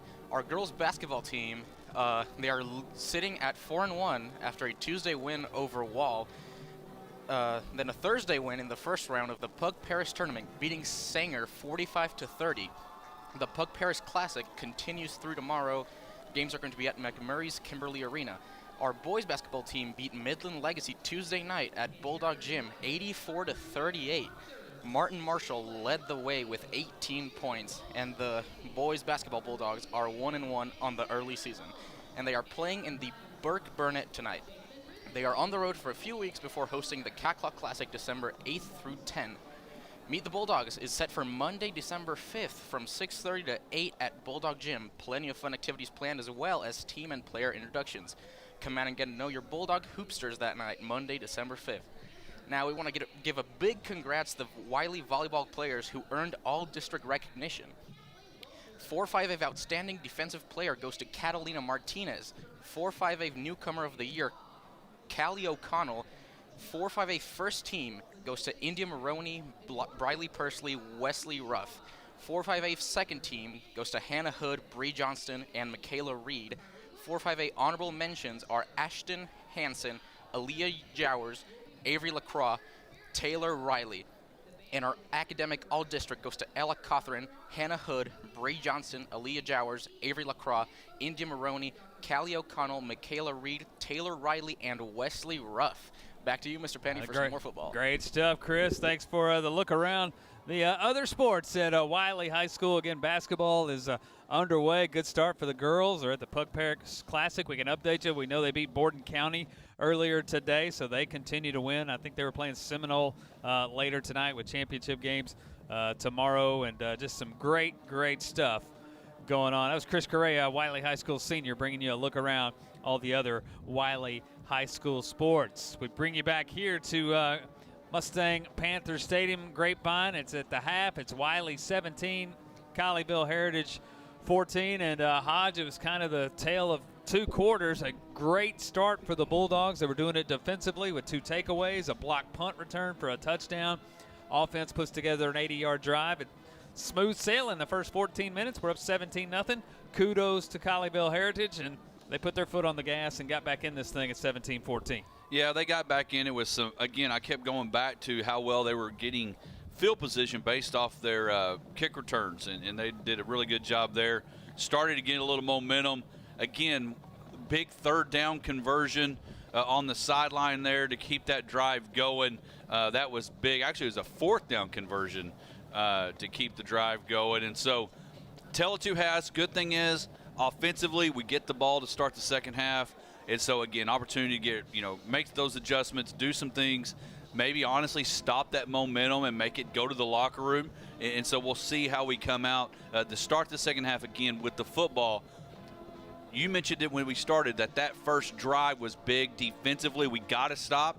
We need to do the same thing offensively and get a big drive this first drive of the second quarter. Well, let's take you back through the narrative of the first 24 minutes, how we got to 17-14. Colleyville Heritage took the opening kickoff. They were on the move and around midfield when they turned the football over. Colin Bruning, the strip fumble, forced fumble and fumble recovery, just ripped the ball out of the running back Wormley's hands and got the turnover, and the Bulldogs were well on their way. Started at their own 49. They get into field goal range after 30 yards of offense, and Brady Clark on fourth down kicks a 38-yard field goal, his longest of the season. It gave the Bulldogs an early 7-0 lead. Next drive, the Panthers do a quick kick punt. They punt into the back of the up man. The Bulldogs start with great starting field position, go for it on fourth down, cannot get it. Had great field position that started inside the Panther 30, come away with no points. But that's okay. Another defensive stop, and this time it's not a punt into the backside of the up man. It's a block punt by Reese Borho. Reese blocks the punt. Kenny Scott picks it up on one bounce on the run, takes it the last 20 yards for the block punt return for the touchdown, and the Bulldogs had a 10-0 lead. Colleyville Heritage started to get the offense going. They got down inside the 10-yard line. They had a third down goal to go, and a pass thrown into the end zone is intercepted by Hayden Wright, his 8th interception of the year. The second takeaway by the Bulldogs, and it stops Heritage inside the 10-yard line. It was a touchback for the Bulldogs and their offense. They come out, a drive that starts on their own 20 in the first quarter, goes 4 minutes and 44 seconds, 4 minutes into the second quarter, and Malachi Daniels goes the last 18, an 18-yard run off the left side to the near pylon, and it gave the Bulldogs a 17-0 lead with 7:55 left before the half. But the Colleyville Heritage offense responds. Their first drive for a touchdown, 7 plays, 53 yards after a nice kickoff return. Weston Smith, the 2-yard touchdown run. The quarterback gets in the end zone, made it 17-7. And then after a Panther defensive stop, the Panthers able to get in the end zone again. A 9-play, 52-yard drive that takes 2 minutes off the clock. And on 4th down and 2, Smith hits Hayden Golden on a 16-yard touchdown pass, a pass that defensive back Colson Cooper deflected with his hands, but right into the chest of Golden, who's laying on his back in the end zone to make the catch for the touchdown. Extra point was true. We were at 17-14. Bulldogs run out the rest of the first half to get to the break, again at 17-14 here at the half. Few offensive stats for you in the first half of play. KJ Long through the air, 5 of 9, 36 yards through the air tonight for KJ. 4 of those receptions go to Braden Regala, 4 for 30 for Braden. 1 catch for Landry Carlton out of the backfield for 6. 5 of 9 for 36 yards for KJ in the first half. Rushing, KJ's done great rushing the football tonight. 7 carries for 60 yards by the quarterback. His trio of running backs tonight, Landry Carlton, 5 carries for 10. Malachi has 3 carries for 28 and the touchdown. Juju Lane tonight, 4 carries for 6. And that's where we are on the offensive stats. On the other side, Weston Smith. Boy, it's crazy. I didn't think he had a great first half, but he goes 11 for 19 for 155 yards and the touchdown pass as well. They don't rush the ball well. Wormley has 8 carries for 37. Smith, the quarterback, has 9 carries for 10. 3 carries tonight for Ryan Kalayer for 5 yards. 1 carry for Luke Ulrich for -3. But credit all the way around. Boy, these two teams are playing tough. They battled through some adversity and some tough plays, and here we are at the half with a ball game. Still a lot of things to be decided. 17-14, Bulldogs on the scoreboard. Yeah, and you mentioned, again, 2 good teams, both 1-0 in the playoffs so far, playing tonight. And again, Colleyville doing a good job bouncing back from the turnovers, finding a way to get back in it. But again, we've done a good job. Really, a couple of you hear the words game of inches, and that's kind of where we've been. You know, real close. Landry was open in the end zone, or opportunity to be a touchdown pass there, just kind of overthrown just a little bit there. So really close. Really everything. We've played pretty good. We haven't played bad. Yep. You know, we've given up a couple on the conversions. Again, I think you've got to get to where those 3rd down conversions, especially when they're long, you keep them long and get the punt team out there. And so we've done that. And so I'm anxious to see offensively. We started off really good. We had that first drive that we ended up having to settle for the field goal, but we got points out of it. But we've been able to move the ball, and so we need to continue to sustain some long drives, give that defense a break, leave the offense on the side of Colleyville Heritage, and so we'll see what this second half gives us and what adjustments were made, because right now you just need to go win the second half. I tell you what, hey, the good thing is we've kind of been here before, right? I think we've played some games down deep into the second half. This isn't new territory for the Bulldogs. Quality opponent on the other side, a game that's going to go down to the wire, and I don't think this one's going to be anything different. Is that accurate? No, it's definitely accurate. And, you know, we talk about non-district games getting you ready for down the stretch, and district games obviously getting you ready for the playoffs, and we've seen those all year long, really, except for the Monterey game and a couple, you know, district games that got away from us in a good way. So we've been in some close games. It's not new to these guys, and so it's an opportunity to kind of take that experience into this second half. Quick look around the rest of Region 1, Class 5A Division II playoffs. The winner of this one will play the Canutillo Eagles out of El Paso. Canutillo beats Fort Worth Arlington Heights earlier today, 21-14. Canutillo awaits the winner here of Heritage and Abilene Wylie. The other 2 scores in Region 1, they involve District 4 5A opponents. Abilene Cooper is playing Grapevine tonight. At the half, it's Grapevine 24, Abilene Cooper 7. And the other game is Wichita Falls Rider. They're taking on the #1 team in the state, the Argyle Eagles. 3 minutes deep into the 3rd quarter, it's Argyle 7, Wichita Falls Rider 0. I would have missed out on the over-under on that one. 7-0 Argyle over Rider. 9 minutes left in the third quarter of play. Here in Grapevine, our halftime score, Wylie 17, Colleyville Heritage 14. We'll step aside. The second half about to get underway. Glad you're with us tonight. This academic UIL broadcast of Wylie Bulldog football. Wylie Bulldog Productions, a YouTube page brought to you by Wylie High School and the AV production program. Also on 1017 and 1017theraider.com. More to come after this timeout.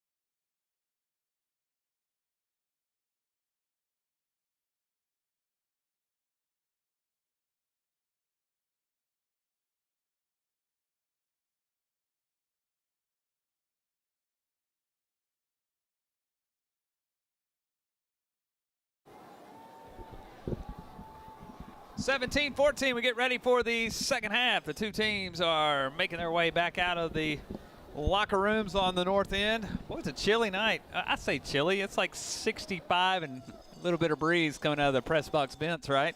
Yeah. We got lucky, didn't we? It's a nice press box. We're not on top of a bus like I've been before. So, yes, it's definitely nice. But it's only gone from 41 to 40, so it's still good. Oh, yeah. A little cool front blew through. It went from like a balmy 68 to 67 here in the box. Kudos to all you purple and gold. I tell you what, just an eyeball look here from the press box at Mustang-Panther Stadium. I think there's more people on the visitor side wearing purple and gold, or more toboggans and gloves on the visitor side than there are on the home side here tonight. Oh, I can assure you the hunting clothes, the ski clothes probably made it into the clear bag, because the clear bag policy got into the bag for tonight. For sure. There's probably a lot of people bundled up, close-knit across the sideline. And, again, hopefully we got a great half ready for them, for you at home that are watching and listening and here in the stadium, as Wiley will get the ball to start the second half. And, again, going into the wind, starting the second half. And so we'll see what adjustments were made, and we'll kind of go from there as, again, KJ and the offense look to start the second half. I say keep your eye out on something kind of funny here on this kickoff. Ideal time for a little onside kick to try to keep the momentum. Your defense is playing well. When I say your, I'm talking about the Panther defense there.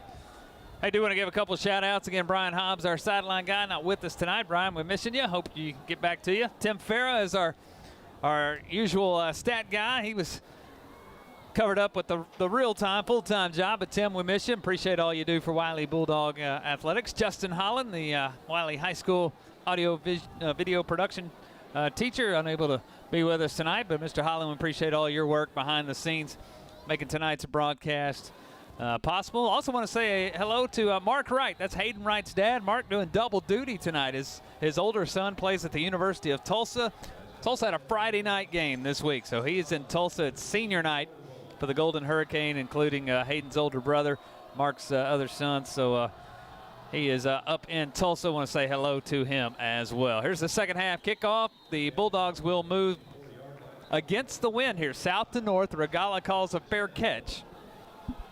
And here comes the offense, 1st and 10 on the 25. This is an advantage here, as Wylie will go against this wind coming out of the north. I'd say, 15 miles an hour, 15, 20 miles an hour. So it is playing a little bit of a factor here. The majority of the points have been scored by the two teams in their respective quarter with the wind at their back. So the Bulldogs will have that in the fourth quarter. They'll go against it here in the third. Wylie is 6-0 when they lead at halftime, which they do here at 17-14. 1st and 10 Bulldogs, they've got it. A little bit of a different look here. Two H-backs in the backfield with Landry Carlton. Bulldogs will go power on 1st and 10. Here's Landry bouncing to the outside, far sideline. He's got the sideline to the 30. A little bit different look here for the Bulldogs, and Landry gives them 5 on 1st down. Yeah, great job by Landry, bouncing it to the outside, picking up a big 5 yards on the 1st down carry there to start the second half.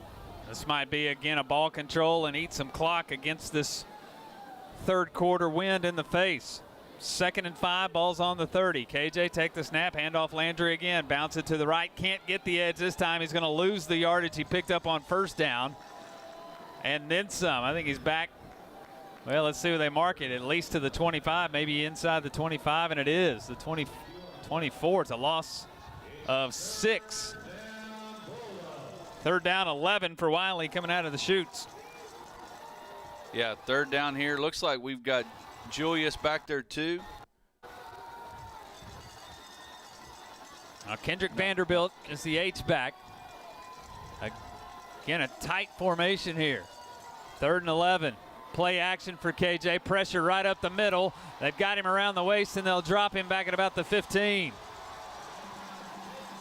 The first time tonight we've seen Garrett Finley, who was credited for 7 tackles for loss last week in their win against Emerson. First time we've called his name tonight. He'll drop KJ for an 8-yard loss, and the Bulldogs go the wrong direction on their opening drive.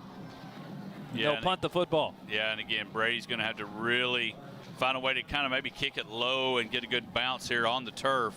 High punt's going to be a tough one. It's a good snap, chest high. Brady will get it. It's blocked. It's blocked in the end zone, and it is out of the end zone, which we'll have to see how that's called, because it goes into the end zone but out of the end zone. Is that a safety? It's not a touchdown. It's not recovered in the end zone. It can't be a touchdown. I think it'll go as a safety, and it is. Blocked by the Heritage Special Teams unit. They blocked one last week for a touchdown. This week they'll block one for a safety. They just couldn't quite get to it. And just like that, with 10:34 left, third quarter, it's 17-16 Wiley. Yeah, and Brady really kind of, you got to get that punt off quick. You got to recognize they were coming off the edge really hard there. Kind of got to recognize they get that punt off a little quicker, knowing that they're going to try to send the house and get exactly what they just got. And they got it. That's Muhammad Al-Hassan off the edge, who got the block. He tried to recover it in the end zone, but fortunately for the Bulldogs, it rolled out of the end zone for just a safety and not a touchdown. But now it's 17-16 Wiley. 10:34 left in the third quarter, and the Panthers are going to get the football. Yeah, free kick here. Again, Cisneros. Yeah, Liam's going to kick this time. Liam typically more of a squib kick, keeps it low to the ground. Wormley is back deep. He stands at the 30 for the Panthers. Here's Liam's kick. It is a squib kick, high bounce. It's taken by one of the up men. That's Bryson Burgess, and Burgess is into Wiley territory. Great starting field position here for the Panthers. They'll start 1st and 10, I believe, at the 36 in Wiley territory. So tough start to the second half here for the Bulldogs. And the Heritage Panthers had the football for the first time in a long time, with a chance to go take the lead on the scoreboard. Smith in the first half, 11 of 19, 155 yards. 1st and 10 on the 36. It's on the right hash. Trips receivers to the short side of the field, the right side of the formation. Whistle, penalty flag, and a false start here on the Panthers. Yeah, false start again. Probably a lot of energy on both sides right here. Getting ready after a turnover that ended up in as a safety. And so that'll back them up. Again, that's a good direction. Now you just got to find a way to get a stop here and get the ball back to your offense. Yeah, they knew exactly what play they wanted to run out of halftime. They just had to wait for Smith to say hut, and they forgot to. 1st and 15, ball's at the 41. Still on the right hash, trips to the bottom side, get it out of the hands, caught by Ulrich at the 40. He'll get to the 35 and fall forward to the 34. Reese Borho will roll him down. Mark it on the 34 for 7 on the pass and catch. 2nd down and 8.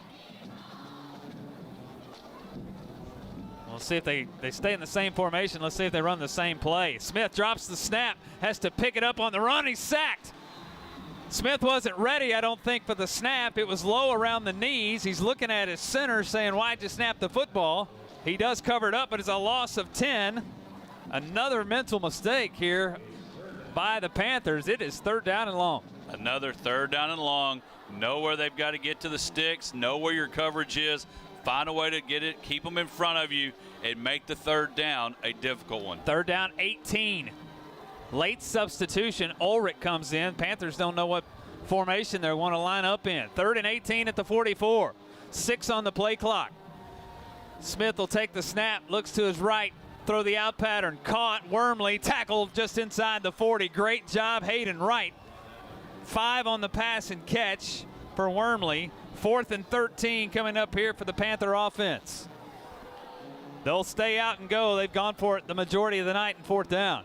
Kind of reminds you of Staley or Tomlin in the NFL. They probably look at statistics. Might as well just keep going for it. 4th and 12 at the Bulldog 38. Send motion into the formation.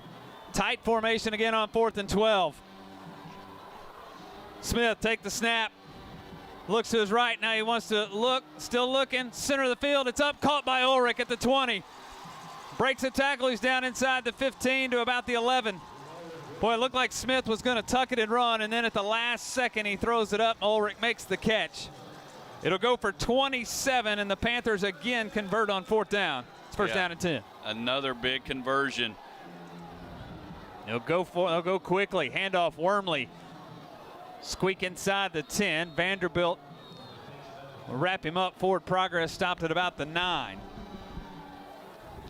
2 yards for Wormley. 2nd and 8 at the 9-yard line. Now the problem is we ran that play and the chains were not even set. And finally got him set now. 8:40 left 3rd quarter. It's 17-16. Wylie on top. Heritage inside the 10. Option play. Smith's going to keep it on the option. Brought down from behind. Colin Bruning, the linebacker, will drop him. 1 yard that time for Smith, who has 11 carries tonight. That really surprises me. Again, some of that scramble, some of that sack, but not a running quarterback. Big play again here, Hodge. 3rd down and about 6. 3rd down, they can get a 1st down, so it's not 3rd and goal. They threw the ball last time, and we got the pick by Hayden. Empty backfield. Empty backfield for Smith. Looks to his right. Pressure coming. He tucks it. He's sacked. Sacked back outside the 15. It's Kendrick Vanderbilt. Drops him at the 17. It's 4th and long. Here comes the field goal unit. Huge stop, Kendrick Vanderbilt. Yes, great job running on the outside. Smith going to roll out, looking to throw. Vanderbilt makes the tackle. Again, now we've got set up for a field goal. Again, because of that safety, allows that to happen. Ryan Zuckert in for the field goal attempt. It will be a 34-yarder from the right hash. Zuckert on the year is 6 of 8. This one from 34. Snap is back. Hold is down. Zuckert from 34. It is up, and it is good. Heritage plays with the lead for the first time tonight. We've got 7:21 left, 3rd quarter of play. Our new score, Heritage 19, Wylie 17. We'll step aside. This is Wylie Bulldog Football and the Wylie Bulldog Productions on YouTube. 1017 The Raider. More to come after this timeout.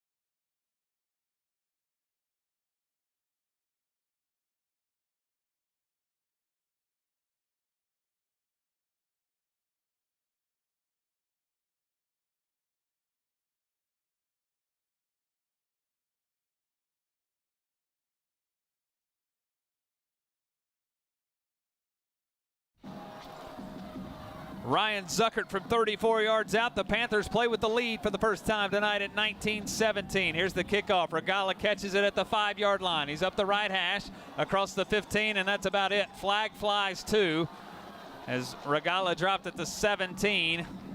And typically a flag on a kickoff is on the return team. So the Bulldogs, I think, are about to start inside the 10-yard line. 8 plays, just 9-yard drive. Kind of a crazy drive, just a 9-yard drive on 8 plays, and 3:10 off the clock. Ryan Zuckert, a 34-yard field goal. Again, Colleyville Heritage now 19 unanswered, and they lead 19-17. So we await the call from the official. Yep, it's a block in the back on the Bulldogs. Wiley will start inside the 10-yard line. Well, Hodge, just needs something positive to happen on this drive if you're purple and gold. Yeah, we really got to get something going. Big drive here to quench the momentum of the Panthers. Ball's on the 8 for the Bulldogs as they start first down and 10. It's in motion into the backfield. KJ take the snap. Handoff. Malachi Daniels has a seam. He's in the open field. 25-30, 35-40. He's caught from behind at the 45-yard line. Send motion going left with direction, handed off right guard, and Malachi busts a seam to the 45. And that's how you get breathing room. In a hurry, 37 for Malachi, first down and 10. Bulldogs will go quick. Play action this time for KJ. Nice pocket, slant pattern. Regala, boy, just thrown out in front of him. He made a dive and couldn't haul it in. Pass ball's incomplete. And we have seen that number dialed up a number of times. Fake the run. Read option pass. It was there a little bit. Had a umpire having to duck like he was playing dodgeball. But again, second down and 10 here. Boy, just missed. Second and 10 at the 45 and on the right hash. 7:02 left, third quarter. Heritage 19, Wiley 17. Malachi is offset to KJ's right. 3 receivers set. Send motion again into the backfield. Play action, KJ. Look down the field, up the seam. Malachi's got it on the run. 25, 20, 15, 10, 5. It's a Wylie Bulldog touchdown. Beautiful execution.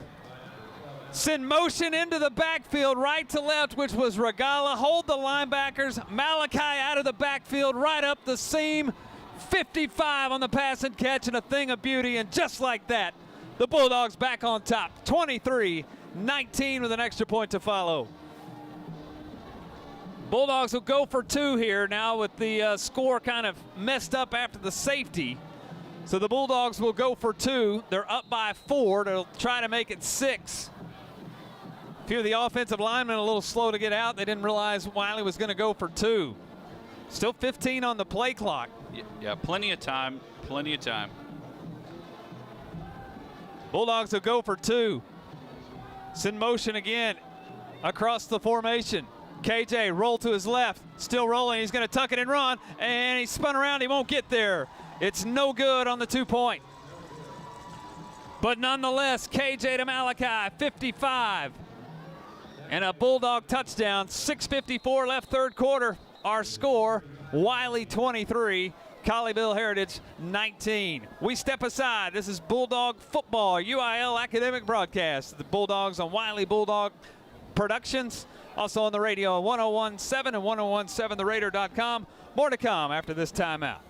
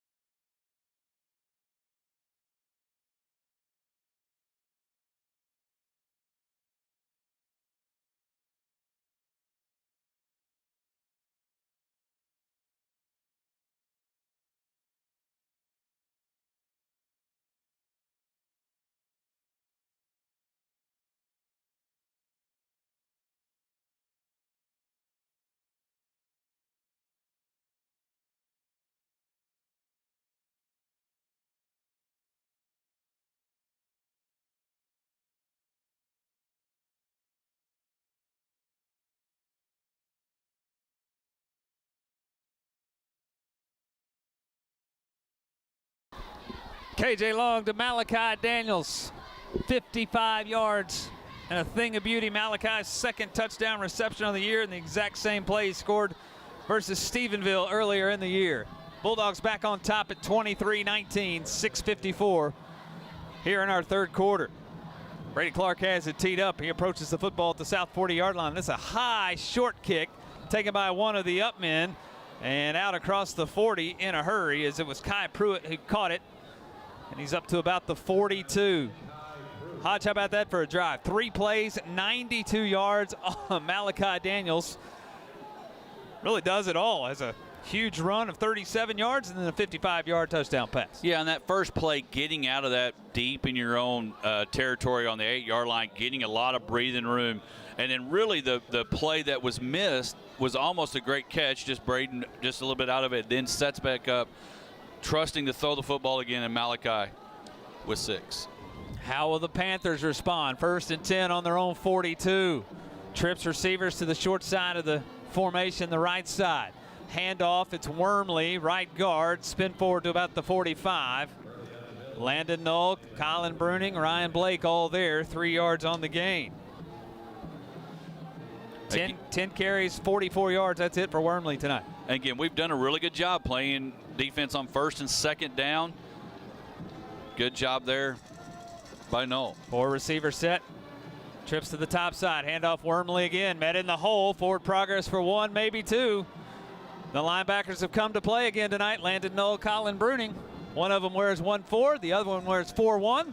They combine for the tackle. It's 3rd down and 5. 3rd down and 5. Another big down here. Know where the sticks are. Secondary tighten up a little bit. Smith, get it out of his hands, flares it out. Wormley in the flat. Oh, he avoids a tackle, and he's in the open field. 35-30, stays on his feet. He's down the near sideline, and he will score as he dives at the end zone. It is a Panther touchdown. Riley Wormley takes it 53 yards. They just flared it out to him in the flat. He was able to avoid 1 tackle, break the second. 53 yards later, the Panthers had the lead back at 25-23. Yeah, they flared him out again. 3rd down completion. Almost had the tackle. He breaks away from it and gets into the end zone. Extra point. Ryan Zuckert is in.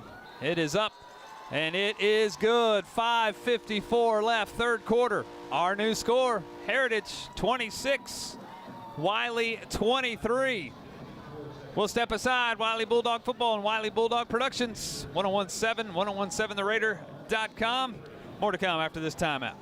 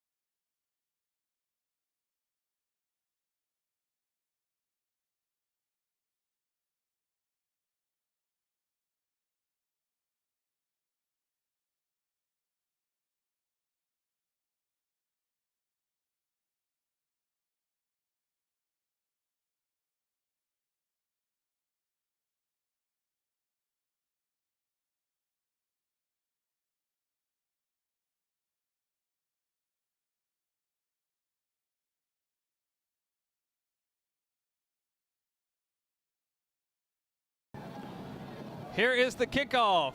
Near sideline. Kenny Scott catches it at the 10. He's up the near side. He's out across the 15 to about the 17. It's another long field here for the Bulldogs.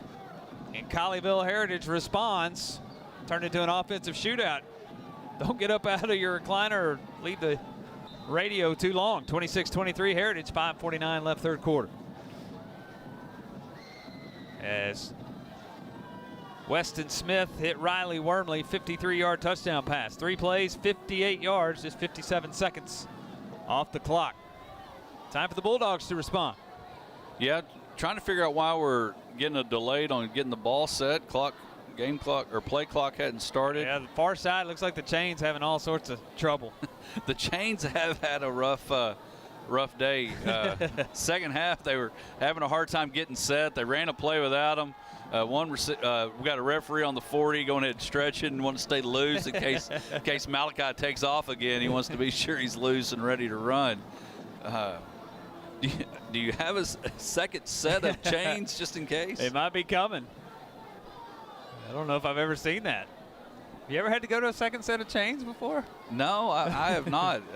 But then again, it's a really high-tech game, and we still use sticks and chains to measure first downs. Oh, flashbacks to Wichita Falls Rider a few weeks ago. The old chains came into play. Here's 1st and 10. Ball's at the 17 for KJ and company. Handoff Malachi again, stretching right. Gets to the hash, gets to the numbers, 20 to about the 24. Another good, tough run for the junior. Malachi's got 7. Great job by Malachi. Decided not to take it all the way outside. Saw a lane to run through, broke it back in, and picks up 7 yards. Second down, very manageable here. 2nd and 3, ball at the 24. Motion into the backfield again. That's Regala. Handoff again, right side. Finding the hole. Kind of tippy-toe inside, stepping is Daniels, who he's able to get 2. He's to the 26. Huge play here. 3rd down and 1 for the Bulldog offense. We'll go under 5 minutes in the 3rd quarter before the next snap of the football. Heritage 26, Wylie 23. 3rd down and 1 on the right hash at the 26. KJ take the snap, hand off Malachi again. Met right in the hole, try and push in second effort. I don't think he got there. Maybe even lost half a yard back to the 25. Boy, decision time here for the Wylie offense. What do you think, Hodge? Well, I mean, it's a tough decision because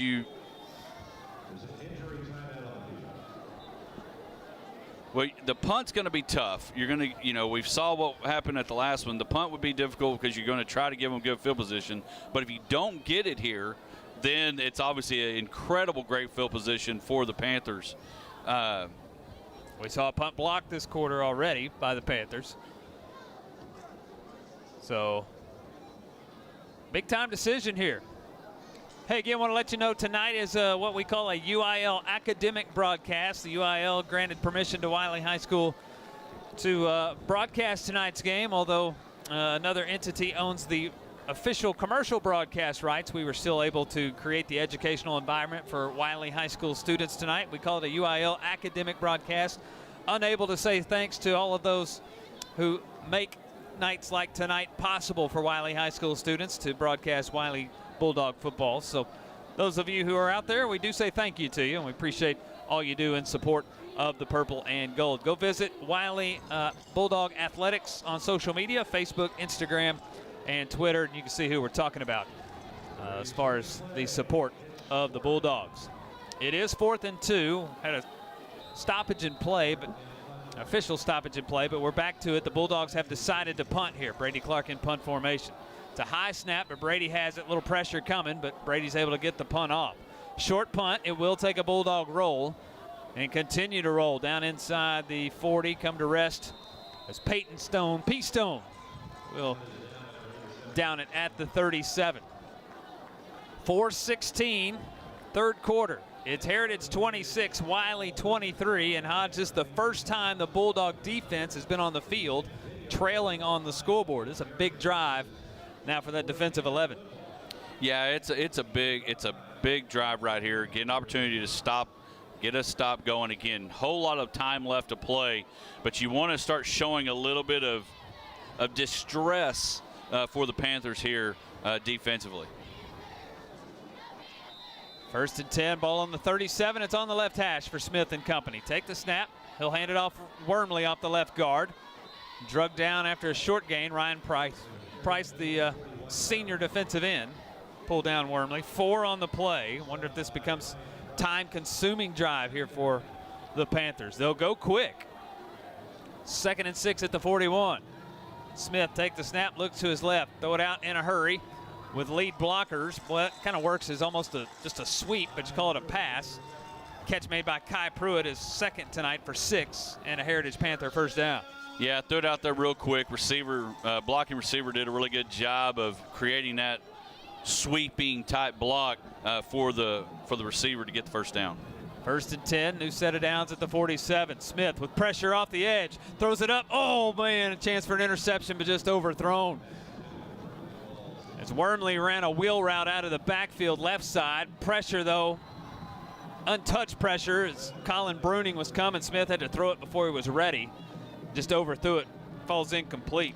Yeah, Coach Hill and the Bulldogs sending a little pressure Smith's way. Second and 10 at the 47.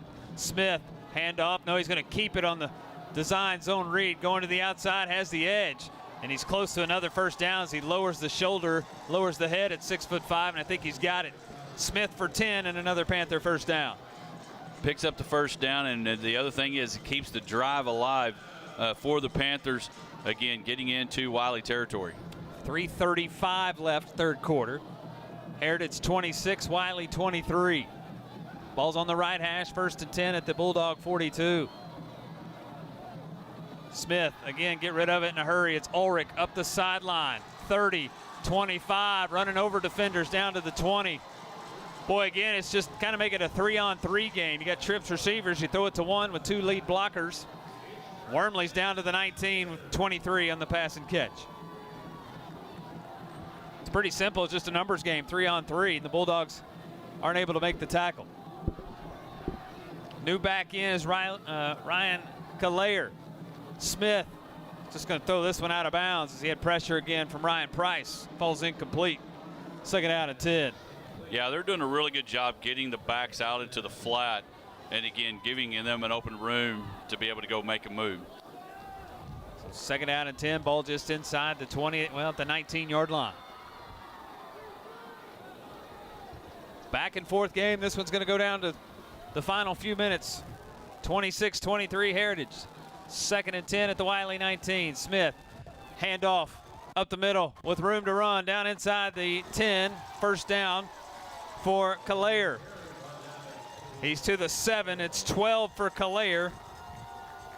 First and goal now for the Panthers again down inside the 10-yard line. And again, another time to really put a position where your defense is now with their back against the wall, trying to now go get the Panthers to start going the other way here. So clock will wind. That's a long look over to the sideline here by Smith. First and goal, ball at the 7.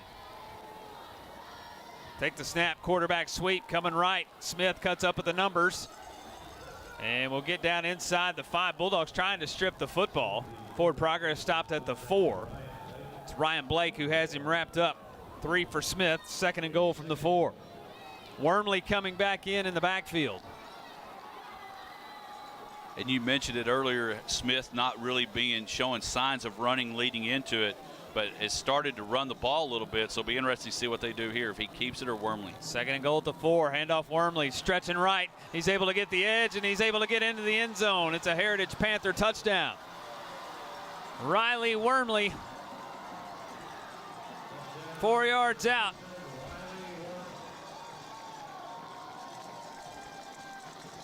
And the Panthers have built a 2-score lead here late in the third quarter. It's 32-23 with a Panther extra point to follow. Ryan Zuckert in for the extra point. Snap is back, hold is down, and Zuckert's extra point is up, and it is good. 1:57 left in our third quarter. Our new score, Heritage 33. Wylie 23. We step aside. This is Bulldog football on the Wylie Bulldog Productions Network. 1017 The Raider, 1017theraider.com. More to come after this timeout.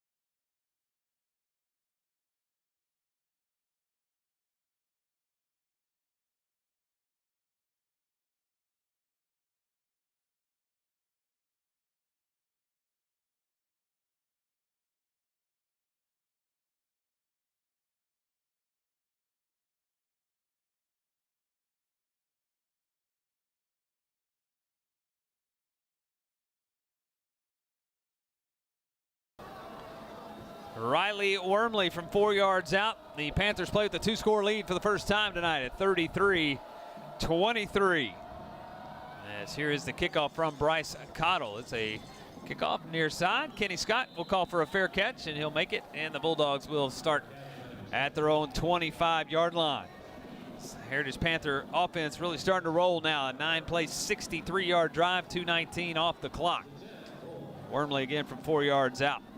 1:57 third quarter. Heritage 33, Wylie 23. And now let's see if the Bulldogs can respond. But again, we talked about it earlier. This is something we have been a part of, having to come back. And so these kids know that it's doable. They've been there, done that, got the T-shirt. This drive here will be important to kind of get that ball going toward that direction. 1st and 10 on the 25. They're going to start on the left hash. In motion into the backfield. Handoff. Landry Carlton will get the call here on 1st down. He'll leg drive to the 30. 5 for the senior Landry. Again, Landry came in the leading rusher on the team, 876 yards. He's got 5 there. Yeah, the Bulldogs trailed by 17 in Wichita Falls, 27-10. That was in the second half as well. So they've been in this type of position, down double digits in the second half. 2nd and 5 from the 30. KJ, get rid of it in a hurry. Regala with space in the right flat. He's got a 1st down as he crosses the 35. Runs out of bounds there. 5 for Braden on his 5th catch tonight. 1st down at 10. And again, getting the ball going. And the other thing is, great job getting the 1st down and setting up that play. Great job with the run. So a new set of downs here. 1st and 10 on the 35. KJ 7 of 12 for our numbers tonight. The long touchdown to Malachi Daniels. Here's Landry. Oh boy, Landry just lost his footing as he squirted through the hole. He'll pick up 3, but man, that had a chance to be a lengthy run for him, but just couldn't keep his footing coming out of the big boys. And that's about the third or fourth time we've seen, not sure, traction on the cleat or just trying to spin out and go, but it's a couple, 3 or 4 times we've had the turf monster get us. Under a minute we go, third quarter. Bulldogs down 10, 2nd and 7 from the 38. Trips receivers to the right for KJ. Take the snap, hand off Landry again with room again. 40, 45, far sideline. He's to the 50 where he's knocked out of bounds. Landry's got 12 more. I love it, Hodge. We're staying on the ground. Even down by 10, we're doing the things that make us successful running the football. Landry's got 12 and a 1st down. And a great job again. Thought we were going to get the replay over there. Was going to look at it, but a great job. He bounced it outside, took off running, and really getting, seconds matter. Getting even out of bounds here with 42 seconds left to go in the third quarter. Still a good job to kind of keep this drive going and giving as much time as possible. Again, that fourth quarter, we're going to have the wind at our back, and so that'll be a big thing as well. But great job getting the 1st down and keeping this drive alive. And really, more importantly, another thing is keeping that defense over there. Let them get rested and find a way to go put some points on the board. Got an officials timeout, stoppage in play here at the stadium. Chance for us to look in on the rest of the scores in Region 1, Class 5A. Boy, we got some barn burners.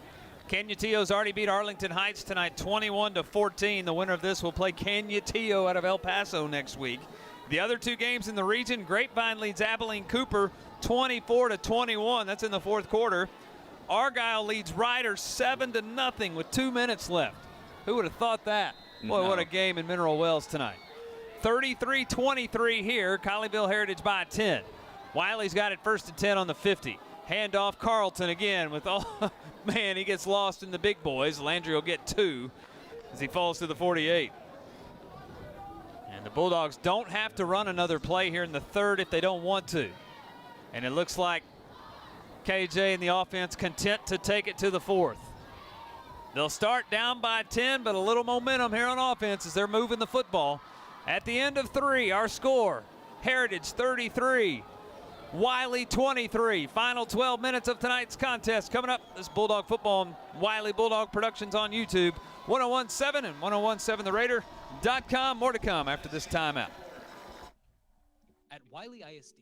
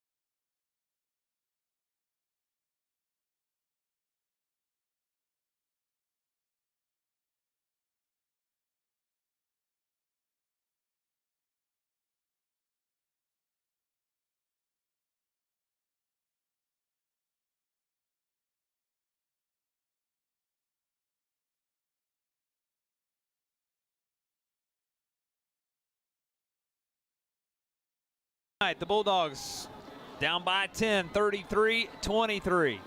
Andy Penny alongside Ryan Holmes, the Hodge. Glad you're with us tonight from Grapevine. Mustang-Panther Stadium here in Grapevine, the home field of Colleyville Heritage. They've got the 10-point lead. Bulldogs have a 2nd and 8 on the Heritage 48 to start this 4th quarter. With the wind now at their back as they move north to south. KJ, play action, is going to go straight to the air. First play of the 4th quarter, and he's got his senior buddy, Harrison Heighton, his first catch tonight. And it's a pass and catch of 13 and a Wylie Bulldog first down. And a great job by Heighton catching the ball, taking the big hit, holding on to the football, getting the first down, and going the right direction for the Bulldogs. Watch this offense open up now with the wind at their back. 33-23. 1st and 10 on the Heritage 35. It's on the right hash. KJ take the snap, hand off Carlton. Looking for that seam with the big boys. He's got about 2 to the 33. Bulldogs have trailed 5 times going into the 4th quarter this year. They've won 2 of those. Of course, the big one against Wichita Falls Rider, a game they trailed by 14 with just 4 minutes left. Not a new narrative here for the Bulldogs. They've been here before with success. 2nd and 8 at the Heritage 33. Play action, get it out. Regala with space. Far side, breaks a tackle. 25, 20, 15, 10, 5. It's a Wylie Bulldog touchdown. Don't turn it off yet, folks. 33 yards. KJ Long to Brayton Regala. It's a 1-score game. 33-29 with an extra point to come.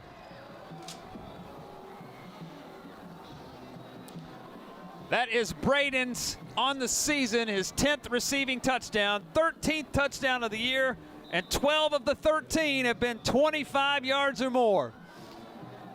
Brady Clark in for the extra point.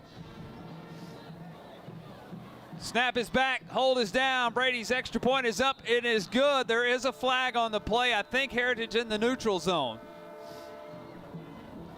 And if they are, the Bulldogs will take the point. And it is. Extra point is good. 11:05 left. Heritage 33. Wylie 30. Hodge, the Bulldogs are not going away. Oh, no, not at all. Again, great job coming out of the come together in between 3rd quarter and 4th quarter. Great job setting it up with a height and great catch. And then Regala taking it to the house with a play similar we've seen on the other side. Quick catch and hitch. And again, when Braden gets in the open field, he is hard to catch and bring down. And touchdown Bulldogs. Again, can't emphasize what Andy said. Appreciate everybody staying with us and continuing to watch. You're probably on the edge of your couch or wherever you're at enjoying this game. But again, Wylie now an opportunity to get a good kick. And let's make sure, good job. Let's not let them continue to get a good return here. Big kick. Let's see if looks like Brady is still going to be kicking. Yeah, Clark's going to kick this time. We've seen combination of Clark and Cisneros back and forth. Don't forget, majority of the points tonight have been scored with the wind. Heritage did not score in that 1st quarter against the wind, and they will be into that 20-mile-an-hour breeze moving south to north. Clark has it teed up. Here is the kick. It'll go the far side. It'll be caught by Wormley at the 10 at the numbers. He'll get to the right hash, now center of the field, 25. There's a hold. There better be a flag comes out. And there it is. Wormley's tackled at the 38. Kaysen Christopher with the tackle as well as Cash Martin. And here comes the white hat call. That's an obvious hold. I'm not even wearing a white hat, and I saw that one way up here. No, and I don't know if it was chilly or what, but he had a hard time finding that yellow flag to throw. Had those big mittens on. He couldn't grip that thing. He finally got it out. And now Heritage will start inside their own 20-yard line. Man, yeah, I love the resolve of this Wylie Bulldog team. Hey, we're down 10, 12 minutes left. Okay, here we go. KJ to Heighton, KJ to Braden, 50 yards in a flash, back to a 1-score game. The penalty will mark it at the 17. That's where the Panthers will start. 1st and 10 on their own 17. It's on the left hash for Smith and company. It's Wormley in the backfield, offset to Smith's left. 4 receivers. Smith take the snap, quarterback keeper just right up the middle. He'll barrel to the 20 and Man, just fall forward. At 6'5", you're going to get 2 yards if you fall forward. You'll get 6 to the 23. That's 15 carries officially. Some of that sack yardage, but 15 carries tonight for Smith. 2nd and 4 at the 23. Take the snap. Looks to his left, scrambles, throw the out right on the sideline, and boy, they're going to give that a catch. It was hard to see, but nice diving catch on the sideline. And go for 6 to Golden. Boy, Golden's having him a night. 6 catches for 75 now. Cooper was kind of in a tough spot there because Smith comes to roll out. He thinks he's got to go to him, and when he does, Cooper throws it over, or Smith throws it over the top to Golden. 1st and 10 at the 29. Smith, low snap, has to pick it up off the turf, just decides to throw this one away and out of bounds. And again, that quarterback-center quarterback exchange, they've had some issues with that tonight. We've seen the one go past him like Bill Buckner, and that one a little rough, but a smart play by Smith. You don't go to Princeton without that. A little bit of a smart there, and great job. Committed to Princeton to play a little collegiate football. 2nd and 10 here for the Panthers. Ball in their own 29. Empty backfield this time for Smith. Looks to his left. Get rid of it. Wormley's got it on the sideline. 35, and boy, he's got another 1st down. He's to the 40, 41. 12 on this pass and catch to Wormley. It's nothing fancy. It's just get it out in a hurry out in the flats and let your guys make plays, and they're making plays. Wormley picks up 12. Can the Bulldogs string together 3 consecutive defensive plays? That's the question right now. 1st and 10, quarterback sweep. Smith, left side. Knowles got him corralled at the 45. Gang tackled. Boy, Bruning trying to strip the football. But forward progress stopped at the 45. 4 for Smith here. 2nd down and 6 at the 45.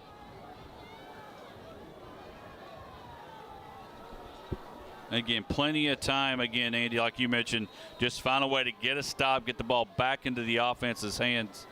And again, Coach Martin and his staff on this side of Colleyville Heritage taking their time with each play call. 2nd and 6 on the 45. Smith, handoff. Wormley with a seam. Check that, not Wormley. That's the backup Calayer. And Calayer's got 6. Another 1st down here for Heritage. Boy, Heritage has found the system that they need, the plays that they need. Yeah, they've been running the ball, throwing the quick hitches, trying to push the defensive backs from Wiley off the line a little bit and stopping. There's 9:18 and clock rolling here in the 4th.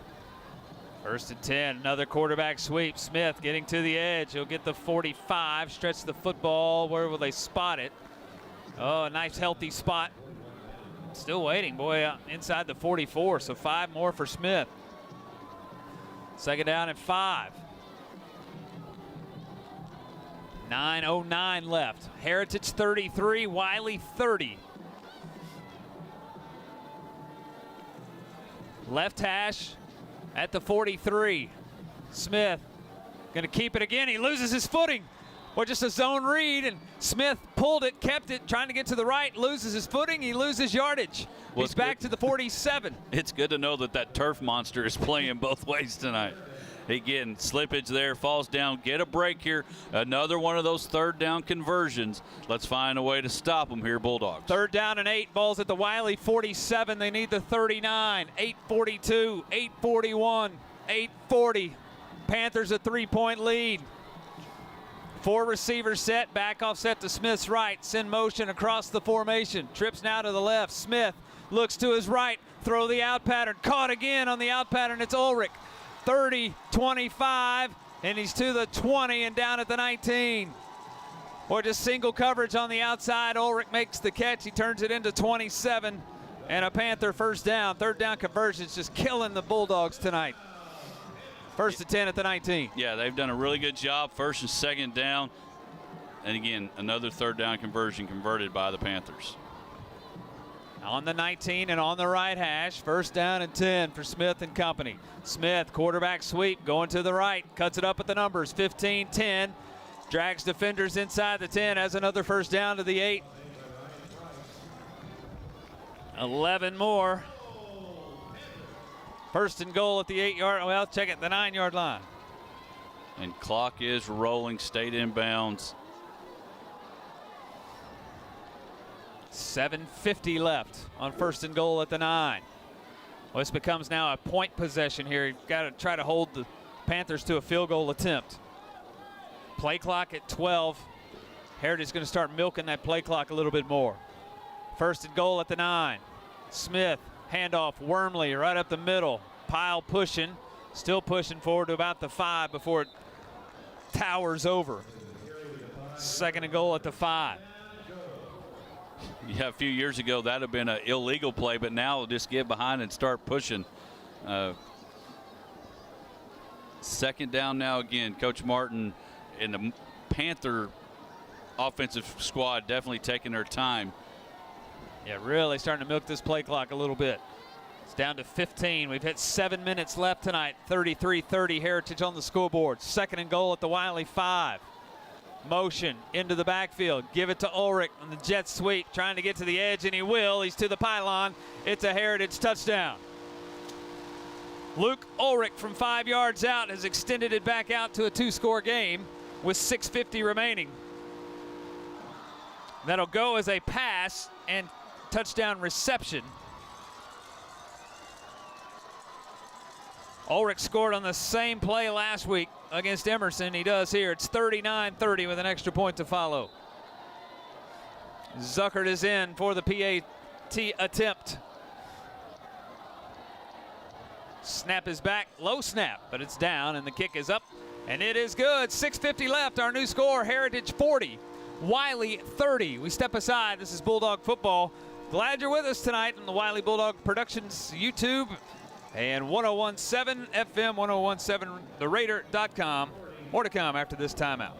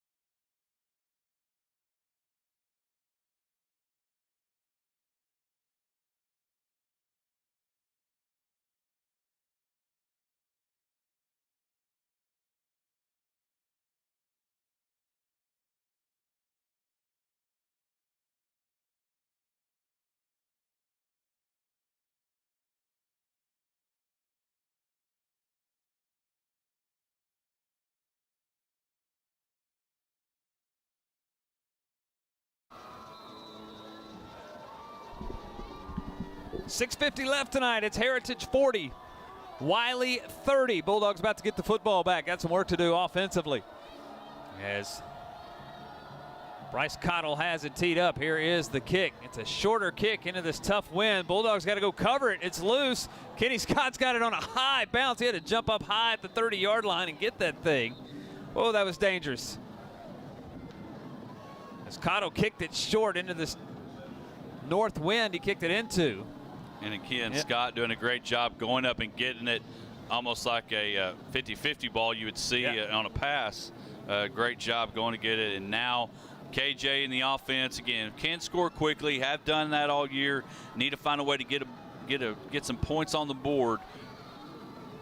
And we're going to end up having to need a stop.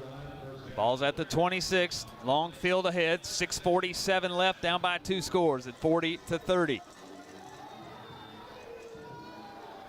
On the left hash here for KJ. That's where KJ does his work. Play action. Looks to his left. Is going to air it out. Far sideline. One-on-one coverage. It's caught at the 50-yard line. That's Harrison Heighton. Couldn't tell if that was Heighton or Hood on the far side, but it's Harrison Heighton.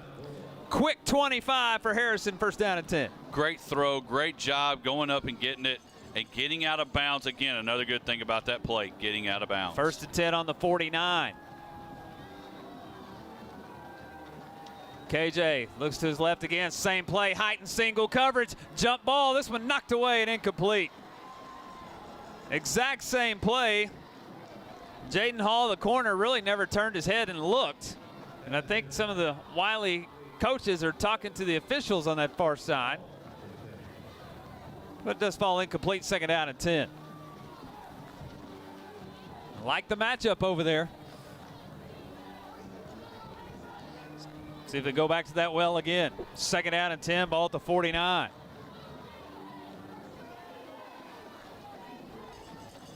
KJ straight drop, pocket collapsing, and he'll be sacked back at the 45. That pocket just collapsed in a hurry as the Panthers brought pressure. It's a loss of 6. First time, I believe, here in the second half, KJ's been sacked. And it sets up a long field now, 3rd down at 16. 6:13, 6:12 remaining tonight. Obviously 4-down situations now the rest of the way with 6 minutes left. 3rd and 16 first at the 45. KJ, play action, throwback screen. Malachi open, can't make the catch. Boy, KJ took a late shot, no flag flies. KJ's going to be a little slow to get up. Boy, they threw a backside screen as they faked the handoff to Malachi, and then he went out in the left flat. That ball had just enough air under it to allow the Heritage defense to come over and knock that thing away. Yeah, great job on the play call. It just hung up a little bit too much. And again, KJ taking the big hit, standing in there, taking the hit. 4th down, 16 now. The ball's at the 45. And Clay Martin's going to go ahead and call a timeout. 5:56 left. Heritage 40, Wylie 30. With 5:56 left, obviously going to go for it here. Need 2 scores with less than 6 minutes left. Bulldogs a great start tonight. They scored the first 17. They led 17-0.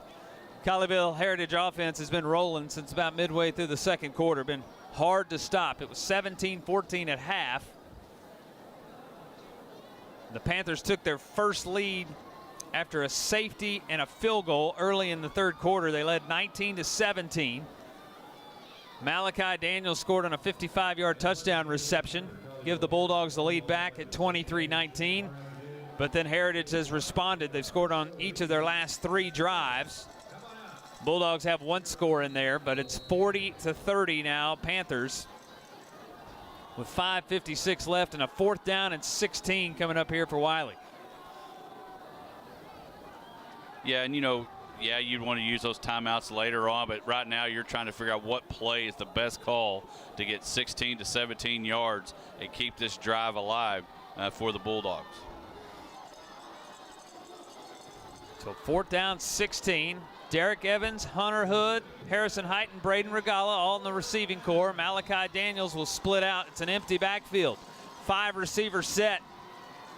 4th and 16 at the 45. KJ with pressure, steps up in the pocket, still looking. He's at the line of scrimmage. Up for grabs, 50-50 ball. It's underthrown. It's intercepted. Intercepted on the near sideline by Bryson Burgess. Can't fault KJ on the play. He's got to get that ball up in the air on 4th down and 16. It's going to be tough to scramble and get something.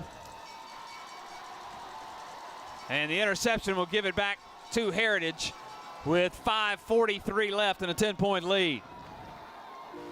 And again, you can't fault KJ on that one. 4th and 16. He's got to get something up in the air, and had pressure as soon as the play started. And just a little bit underthrown as he tried to hit Regala on the near sideline, but underthrown and intercepted. And the Panthers have it 1st and 10 on their own 42. And again, this is where a turnover, obviously, it'd be big right here. You're going to see, we saw Bruning rip it from Wormley earlier in the first half. So looking to find a way to get a turnover to get the ball back to the offense. And for Heritage, they're thinking milk some clock, put some insurance on the board if we can. 1st and 10 on their own 42. Handoff Wormley, left side. Ball's loose, fumble, and the Bulldogs have it. Reese Borho stripped it out. Josh Patterson recovers. Don't go away just yet. 1st and 10, Wiley, right at the 50-yard line. All right, I called that. Yep. I'm going to go ahead and say now would be a great time for a touchdown. We'll go ahead and put that out there in the universe as well. Boy, how about that? Reese Borho having himself a night tonight. He's blocked a punt that was returned for a touchdown. He forces the fumble here. It's the 3rd takeaway by the Wiley defense. And the offense has it right back with 5:36 remaining. 1st and 10, they're on their own 49. Did somebody say clear? I heard it. Clear!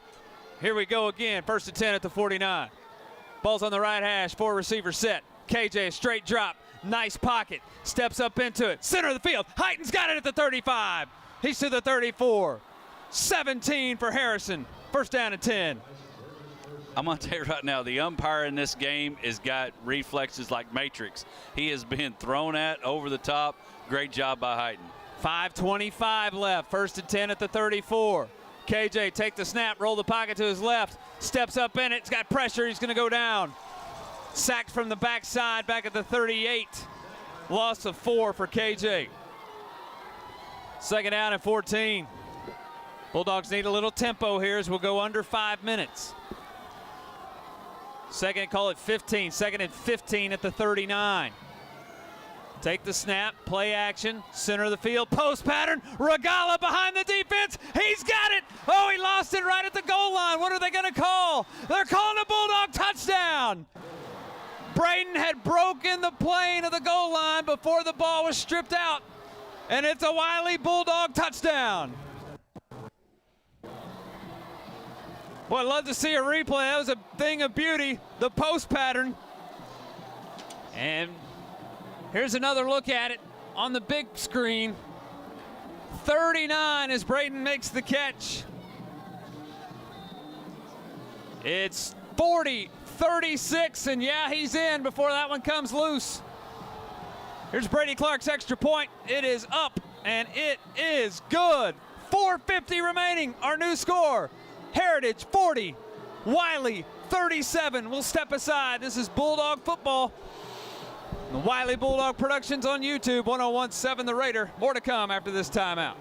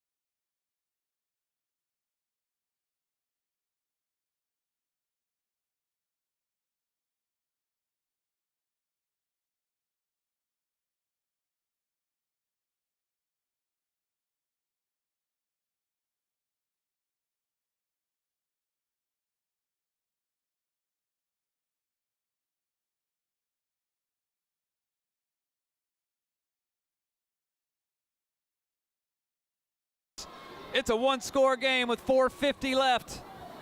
Heritage 40, Wylie 37. Here's Brady Clark's kickoff. It's a high kickoff, only one back deep, and a fair catch called by Wormley and made. And the Panthers will start 1st and 10 on their own 25. A little bit of resolve here. And you called both of them. You called the turnover, you called the touchdown. Bulldogs obliged. We need one more stop, Hodge. One more stop, find a way. Just again, it can be a turnover, but again, let's continue to I would love another turnover, but let's just get a stop. These 1st and 2nd downs are big. Obviously, the 3rd's been big, but keep the momentum. The momentum's kind of changed back to the 3-2-5, but the thing that Heritage has is the lead. We've got to get the ball so we can change that story. 1st and 10 on the 25. Ball's on the right hash for the Panthers. 4:50 remaining in a 3-point game. Smith, handoff. Wormley with a seam. He's into the secondary. 40, 45. He's almost to the 50-yard line. The sophomore rips off 23. And the Panthers on the move. 1st down and 10. And again, it'll be important to get the first person there to wrap up and then find somebody to come strip it. Bulldogs have 2 timeouts in their pocket just to set the tone for you. The clock runs at 4:30 right now. 4:30, 4:29. Panthers 40, Bulldogs 37. 1st and 10 on the 48. Bulldog fans making some noise on the far side. Motion into the backfield. Smith, handoff Wormley, stretching left, cuts it up at the tackle. He's into Bulldog territory. 5-yard gain. It's 2nd down and 5 at the Bulldog 47. Got a timeout here on the field.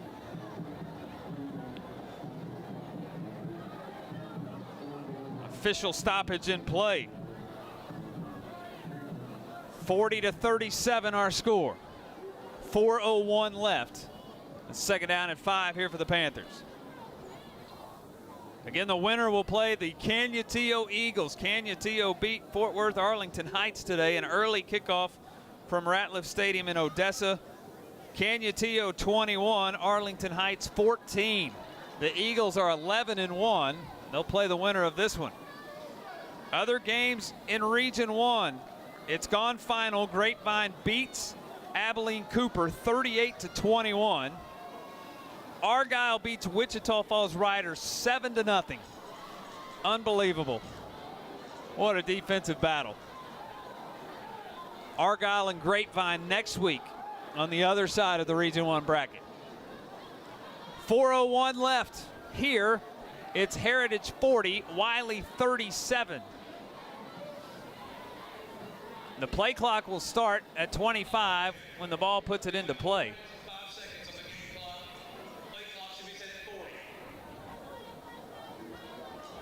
So they want to put 40 on the play clock and 4:05 on the game clock. And now they're trying to reset I thought they were trying to reset it to 40. I thought on a stoppage you always reset it to 25. You're Mr. Official. What's the rule there, bud? I officiate basketball.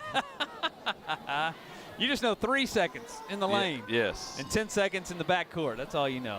Okay. Yeah. If I get to 5 or 3 or 10, that's a bad thing. We're docking your pay for lack of credibility here on the football broadcast. How about that? We won't do that because I'd be getting my pay docked too. 2nd down and 5. Clock is rolling. 3:45 left. And you're going to see a lot of that 40-second clock milked. 4 receivers set now, an empty backfield. We've seen Smith run quarterback draw out of this. Take the snap. Nope, he's going to get rid of it. Ulrich in the flat right side makes the catch. Rides a defender for a 1st down. He's inside the 40 to the 39. 7 there for Ulrich and a new set of downs. And now we're at a position where just 1, maybe 2 more 1st downs will end this thing. And the Bulldogs will go ahead and take a timeout here. Their 2nd of the half. 3:22 left. Heritage 40, Wylie 37. So with that timeout, Hodge, this is really the set of downs right here that comes into play. Oh, it's huge. This is it.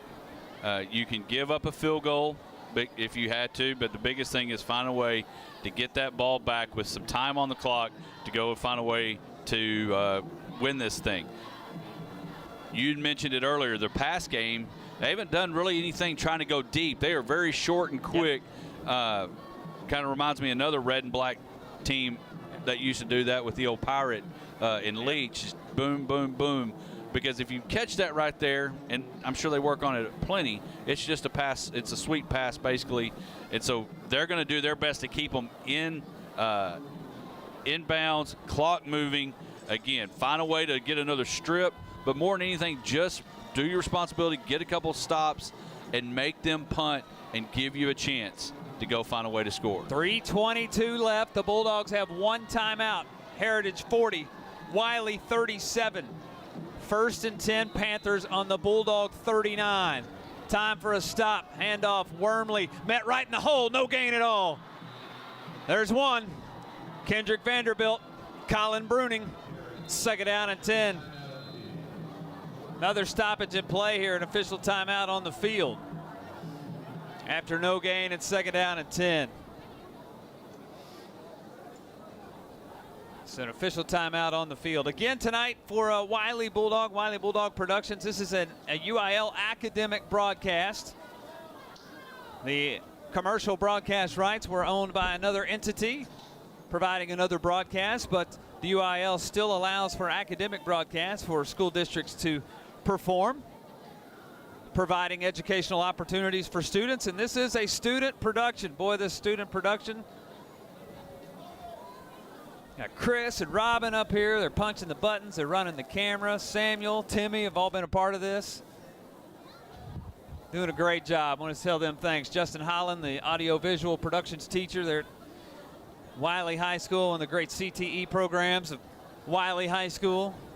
They're doing all of this. We are not allowed to say thank you to those who make this possible for us tonight. That's part of just being an academic broadcast. But do want to say a special thanks to all of those who play a part in the success of these broadcasts on Wylie Bulldog Productions on YouTube. 2nd down and 10 for the Panther offense after the official timeout.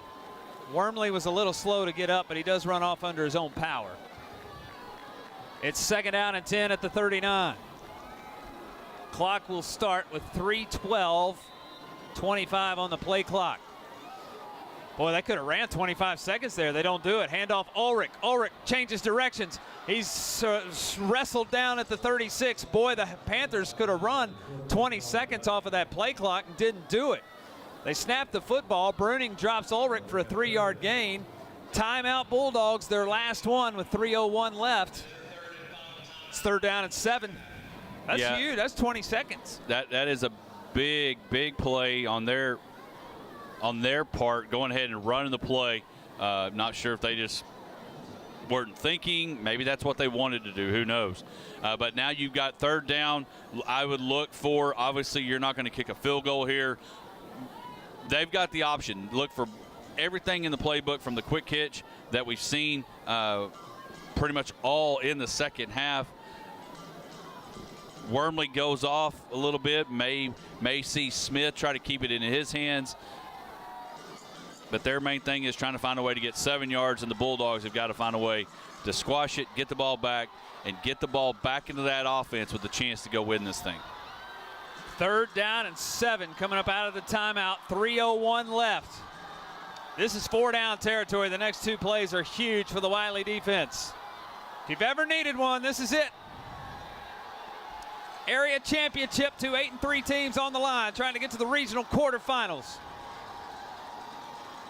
3rd down and 7.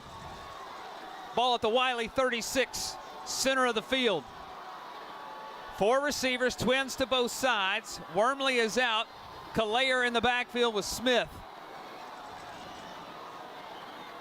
Bulldog fans on their feet on the far side. And now Heritage will call a timeout. They felt a little disjointed there coming out of the break. They're going to go ahead. Their coach Martin, Kirk Martin, will call a timeout. Yeah, they were trying to set up. Davis, 45, thought they were in bunch. Realized he needed to be on the twin side with Golden. Went back and forth a little bit, and Coach Martin says, hey, this 3rd and 7 is a pretty big down for us. Let's go ahead and make sure we get it right. Our timeouts aren't as important right now. Let's go ahead and use one of them and try to make sure they know what they want to do. Coach Hill dialing it up right now, making sure, hey, watch the ball, make sure we don't do any kind of watch the football and all those things. And so here we are, 3:01 left in the 4th quarter. 3:01 left. So Heritage just burned their first timeout, 40-37. Panthers by 3, 3rd and 7 on the Bulldog 36. Wylie needs a stop. 4 receivers for Smith. Take the snap, hand off, up the middle, short gain Wormley. It's not a first. He's to the 32 as Reese Borho makes the stop. 4th down and 3 for the Panthers. I think they'll go. Huge play here for the Wylie defense. Season on the line. 2:43, 2:42. 4th down and 3. Bulldogs need a stop right here. Ball's on the 32. The Panthers need the 29. 4th and 3. Smith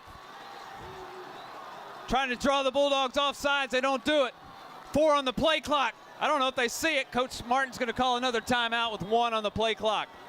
Tried to get the Bulldogs to jump. They didn't do it. So now Hodge, 2:16 left when the snap of the football will take place. Yes, great job there by the Bulldogs, making sure, holding their water, making sure they stayed put, Great job there. Expect it maybe again here on this 4th down, another hard count, and then some type of play. I'm not sure how Wormley's feeling, but I would look for maybe Smith to even keep it. But the bottom line is you've got to keep them on this side of that 4th and 3 and get the ball back. Trying to catch my breath. Here we go. We've been here before. Nothing new. It's a huge play, 4th down and 3. 2:16 on the clock. We've gone back and forth all night, especially here in the second half. Bulldogs led 17-14 at the half. It's 40-37. Here we go. 4th down and 3 from the 32. Bulldogs need a stop. Trips 3 receivers to the right side. Lone receiver on the bottom side. Now empty backfield. Here comes the out pattern or quarterback draw. Smith looks to his left. Still looking with pressure. He goes down. He's sacked by Ryan Price. The Bulldogs have the football with 2:12 on the clock. 1st and 10, Wiley at the 39. Here we go. Great job. You got the stop. You have plenty of time. The timeouts aren't needed anymore. You got 2:12. You know about 2:12? That's when stuff starts boiling. Absolutely. And we are definitely boiling here in the press box. I'm sure you are doing the same at home. KJ Long, opportunity. You talk about 4th quarter comebacks. Here's an opportunity for a 4th quarter comeback in the playoffs here in Texas high school football. 62 yards to another gold football. 1st and 10 at the 38. Whistle and a timeout by the Heritage Panther defense. Bulldogs have it. 40-37 Heritage on the scoreboard. Wiley 1st down and 10. Ryan Price the sack of Weston Smith on 4th down. And the Bulldogs have it. The Bulldogs have scored 3 times in the last minute to take the lead in games this year. Just to put that out there. They did it versus San Angelo Central. They did it versus Wichita Falls Rider. They did it versus Amarillo Paladuro.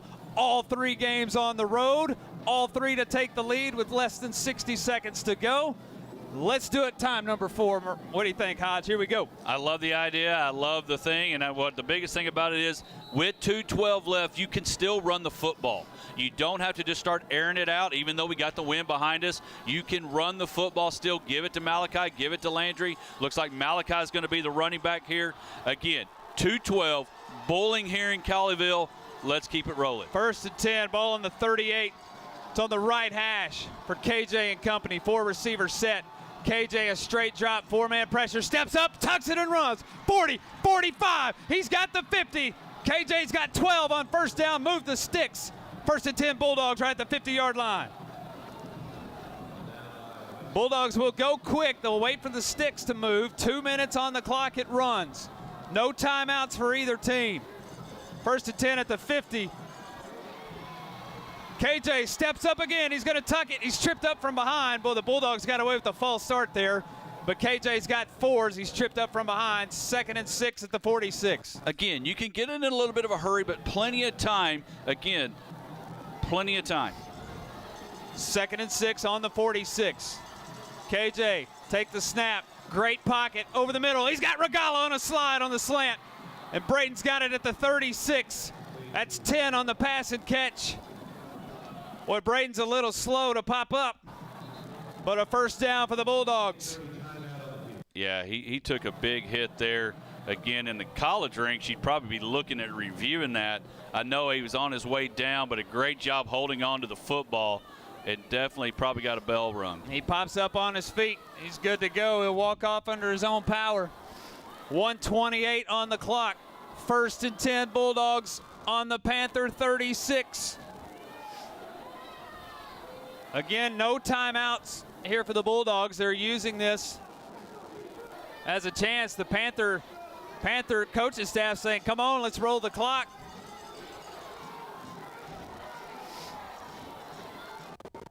First and 10 at the 36. The clock winds. 1:25 left. 36 yards away. KJ trying to set the formation. Got to hurry. 1:15 on the clock. It's in motion across. KJ take the snap. Steps up in the pocket, scrambling, still alive, rolls to his left, still running, trying to get to the sideline. He's knocked out of bounds, far sideline. He'll lose a few to the 37. The clock stops with 1:04 left. It's second down and about 12. And Colleyville playing a big prevent type looking defense.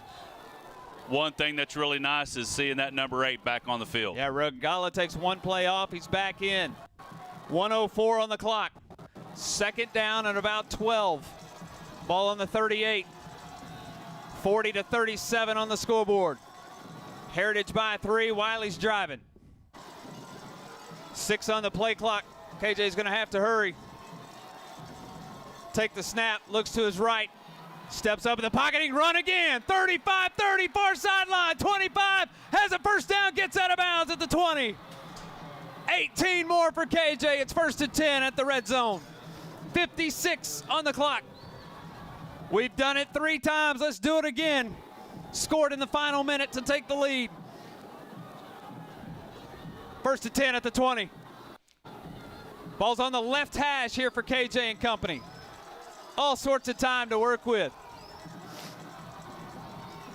Trips to the right, lone receiver to the left. KJ, center of the field, Regala. Oh, he didn't see it. Boy, Braden ran a slant at about 10 yards. He just didn't get his head around in time.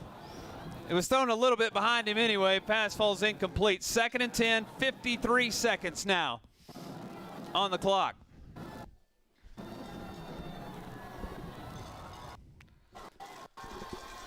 Again, Colleyville playing very deep prevent look defense. On the left hash, 4 receivers again, trips to the wide side of the field. KJ straight drop, scrolls to his left, steps up in the pocket. He's hit right at the line of scrimmage, and he's sacked. He'll lose 1. It'll go as a sack. Clock's running. 42-41. It's 3rd down 11. And now a penalty flag comes out. A crazy penalty flag in the center of the field. And I think this might be on the Panthers on the defensive front. Eerily similar to Wichita Falls Rider. And we're about to go from 3rd and 11 at the 20. Oh, delay of game on the defense. I think somebody for the Panthers kicked the football. So I believe that's a 5-yard penalty. Clay Martin asking for an explanation here, trying to get an explanation.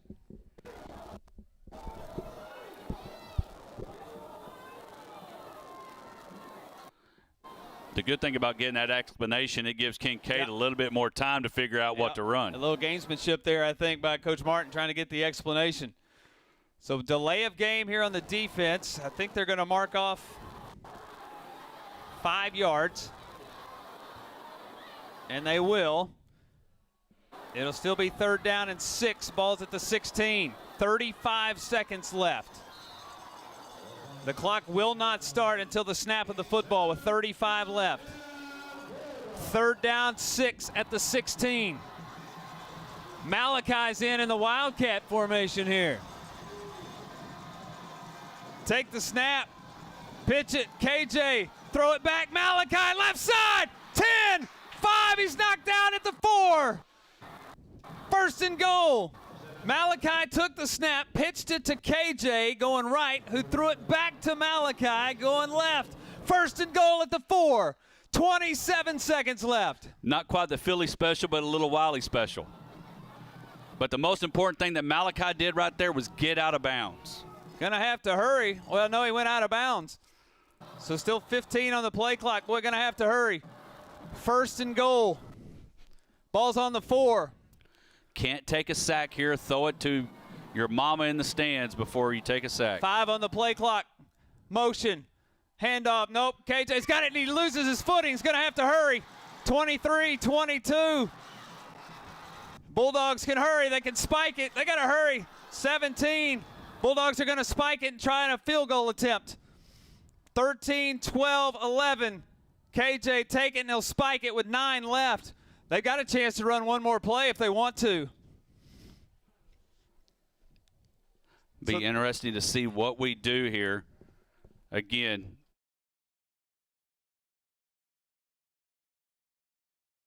So spike of the football, it's 3rd down and goal.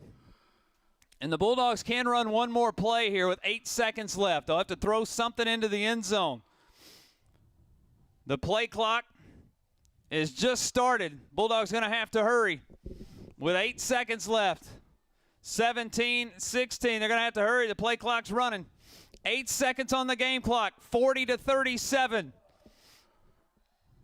8 on the play clock as the Bulldogs get to the line. KJ on third down. Air it out, jump ball. Heighton, back pylon. He's got it! He's got it with both feet in. It's a Bulldog touchdown! KJ Long, Harrison Heighton. Be interesting to see what kind of kickoff it is.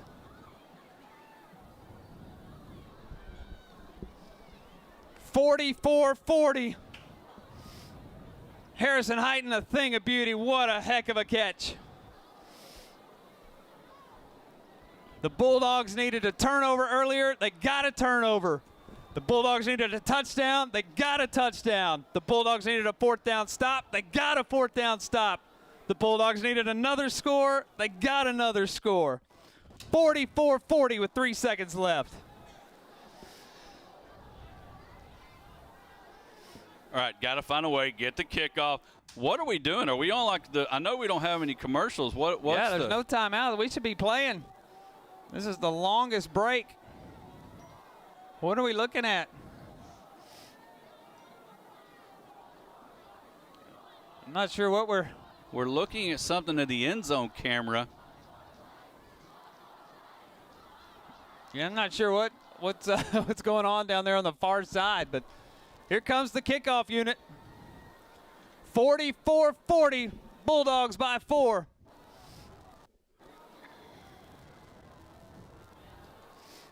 Liam Cisneros in. I think you call him the squib kick. Yeah, he's more of a squib kick.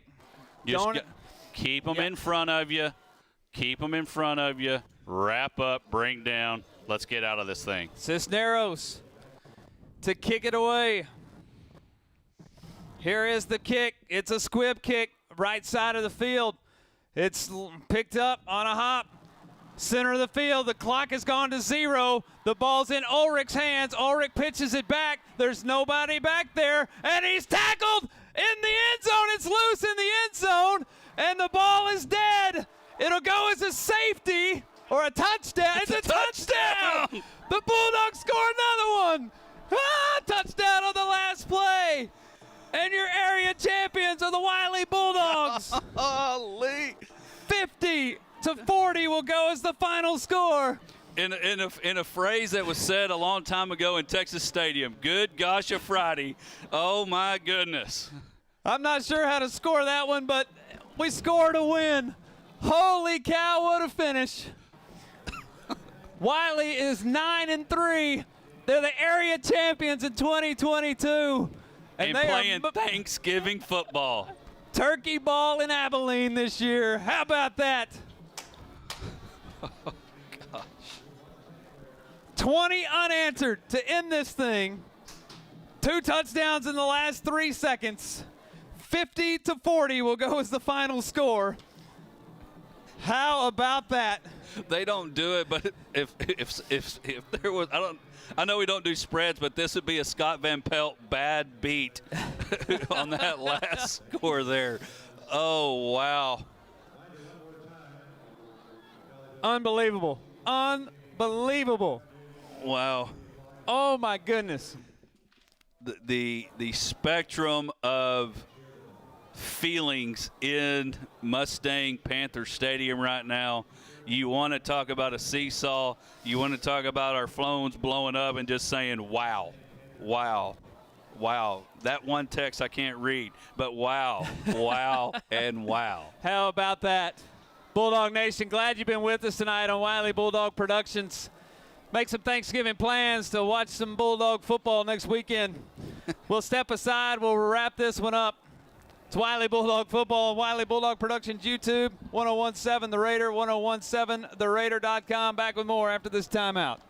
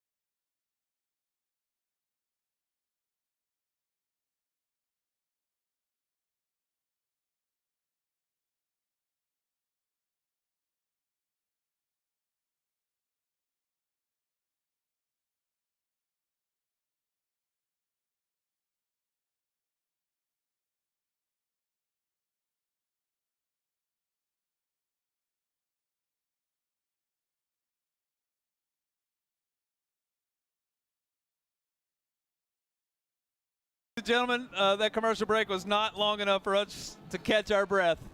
Bulldogs are victorious tonight. 50-40 is your final score. Let's go back, though, 2 plays, Hodge, 2 plays. It's 40-37 with 8 seconds left. And the Bulldogs, for the 4th time this year, score in the final minute to take the lead.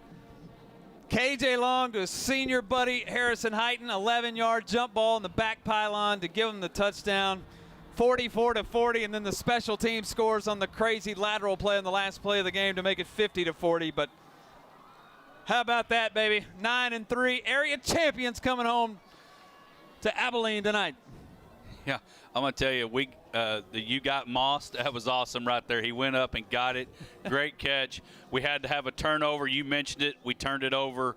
Man, just such a great job by these kids. And I go back, and the coaching staff, knowing you got 8 seconds, you just fell to where you had to hurry up and spike it, and then you find a way to get a play in knowing we're going to the end zone. It's either a touchdown or we're going to kick a field goal and go into overtime. Instead, complete the pass, touchdown, and we are area champs. There's another gold ball, another exciting week of football. Keep continuing to go. And I guarantee it, I'd like to hear somebody over there. I bet they even got warmed up during those last few minutes. As Chris was saying, the snow was falling. It just unbelievable game. And like I said, you want to talk about the level of emotions in this stadium right now. That's speechless. I've been calling games 20 years, and I don't know. I mean, to see it once in a season is phenomenal. Twice, unreal. And then 4 times? And what's funny is 3 of those games, one, unfortunately, we came up short. The Ryder game and this one. You know how much time was on the clock? 3 seconds. That's right. It's the 3 seconds have been there. That's why I'm sitting there, and they're throwing it around. They're trying the Music City Miracle, the Grapevine Miracle, whatever you want to call it, and then it turns into another touchdown for the defense. Again, they had some issues. We had some times where the third down conversions kind of became a bad word, but then they found a way to get stops when they needed to, and great job to Coach Hill and his staff and his guys, and then Coach Kincaid with the Philly special, getting out of bounds and understanding the game. Malachi made a beeline for out of bounds, knew you had to do it, and you gave yourself a chance. Regala taking the big hit, comes back in, makes another play. Just a great job by the Wylie Bulldogs. And I don't know, are we technically in the post game? I think so. I don't know. I'm gonna go ahead and throw this out. Tim Farrell, we missed you tonight. Our stat guy, not with us tonight. We don't have stats because the last 6 minutes I kept quick keeping them. So my apologies to that. What I can tell you is 50-40 on the scoreboard. And we're still playing football. And we're still playing football. Looking at the stats, another 4 touchdown passes tonight for KJ. Braden Regala's got a few of those. Harrison Heighton, the 11-yard at the end. 2 special teams touchdowns tonight. Reese Boro, a block that Kenny Scott recovers on a punt for a touchdown. Of course, the last one, the special teams touchdown. And a field goal. Look how important the field goal, the 3 points that we got early, how big those were. Brady Clark, the field goal. The interception. 3 takeaways by the defense. And how big was Hayden's there? They're going, they're marching. They decide to throw a football up there. Hayden goes and gets it. And it's fantastic. And I know where Fivel went west, and so are we next week. There we go. Turkey ball, Thanksgiving football, we'll have it for you. We don't know any details. We know Canutillo beat Fort Worth Arlington Heights 21-14 tonight. The Canutillo Eagles out of El Paso, who are 11-1, are the next opponent for the Wylie Bulldogs, who are 9-3. And they were their district champ as well, yes, correct? District 1 district champ, who are 11-1. So we'll be going west. I would guess either Midland or Odessa would be my guess, but we'll let Coach Martin and the powers that be figure all that out. All I know is the next 2.5 hours driving back I-20 going west are going to be a fun 2 hours. Hodge, that was good, man. We'll do it again next week, huh? Oh, wow. How about that? So, final thoughts? Last time. Well, when you get Hodge to only to say, wow, you know it's a big day. And good night. It was such a fun game. And could have gone, kids could have checked it in. Yep. And they did not, found a way to win. And I look forward to going over there and seeing some of those Bulldogs. And again, Coach Hill, Coach Martin, all the staff. Yep. Coach Kincaid, great job. Hey, we're going to wrap this thing up, and I want to say something. I want to say a huge thank you. We told you all night it's a UIL academic broadcast, unable to say thank you to all the great people who make this possible. Thank you to all you people who make this possible. I want you to know that. But a huge thank you tonight goes to the Wylie High School AV Productions team. Timmy, Sam, Chris, Robin. Hey, you talk about an academic broadcast. We had all sorts of technical issues tonight from 4:30 to 6:30 that you people at home have no idea what these 4 high school seniors stepped up and made happen, along with the help of AV teacher Justin Holland, who was a part of this thing. You guys have no idea what they did from 4:30 to 6:30 tonight to make tonight's broadcast happen. Kudos to you guys. A-pluses all the way around. Valedictorian, salutatorian, 3-4. You can have them whatever you want. We're giving it up tonight. Congratulations, you guys. We're proud of you guys. I want to tell you guys that publicly on the air tonight. That's going to wrap it up. Again, we say special thanks to all of you who are a part of this, who make this possible through your support, through just watching, through your love of the purple and gold and the kids of Wylie ISD. Hodge, happy Thanksgiving, brother. We'll see you next week. Yep. That's going to wrap it up. Thanks again to all of you. Our final score, one more time, from Mustang-Panther Stadium in Grapevine. Wylie 50, Colleyville Heritage 40. The Bulldogs are 9-3. They're the area champions, and we are moving on. Special thanks to Justin Holland again, Dustin Tatro, all of you who are a part of this one. We'll talk to you next week. Happy Thanksgiving. Until then, have a great week. Take care. So long, everybody.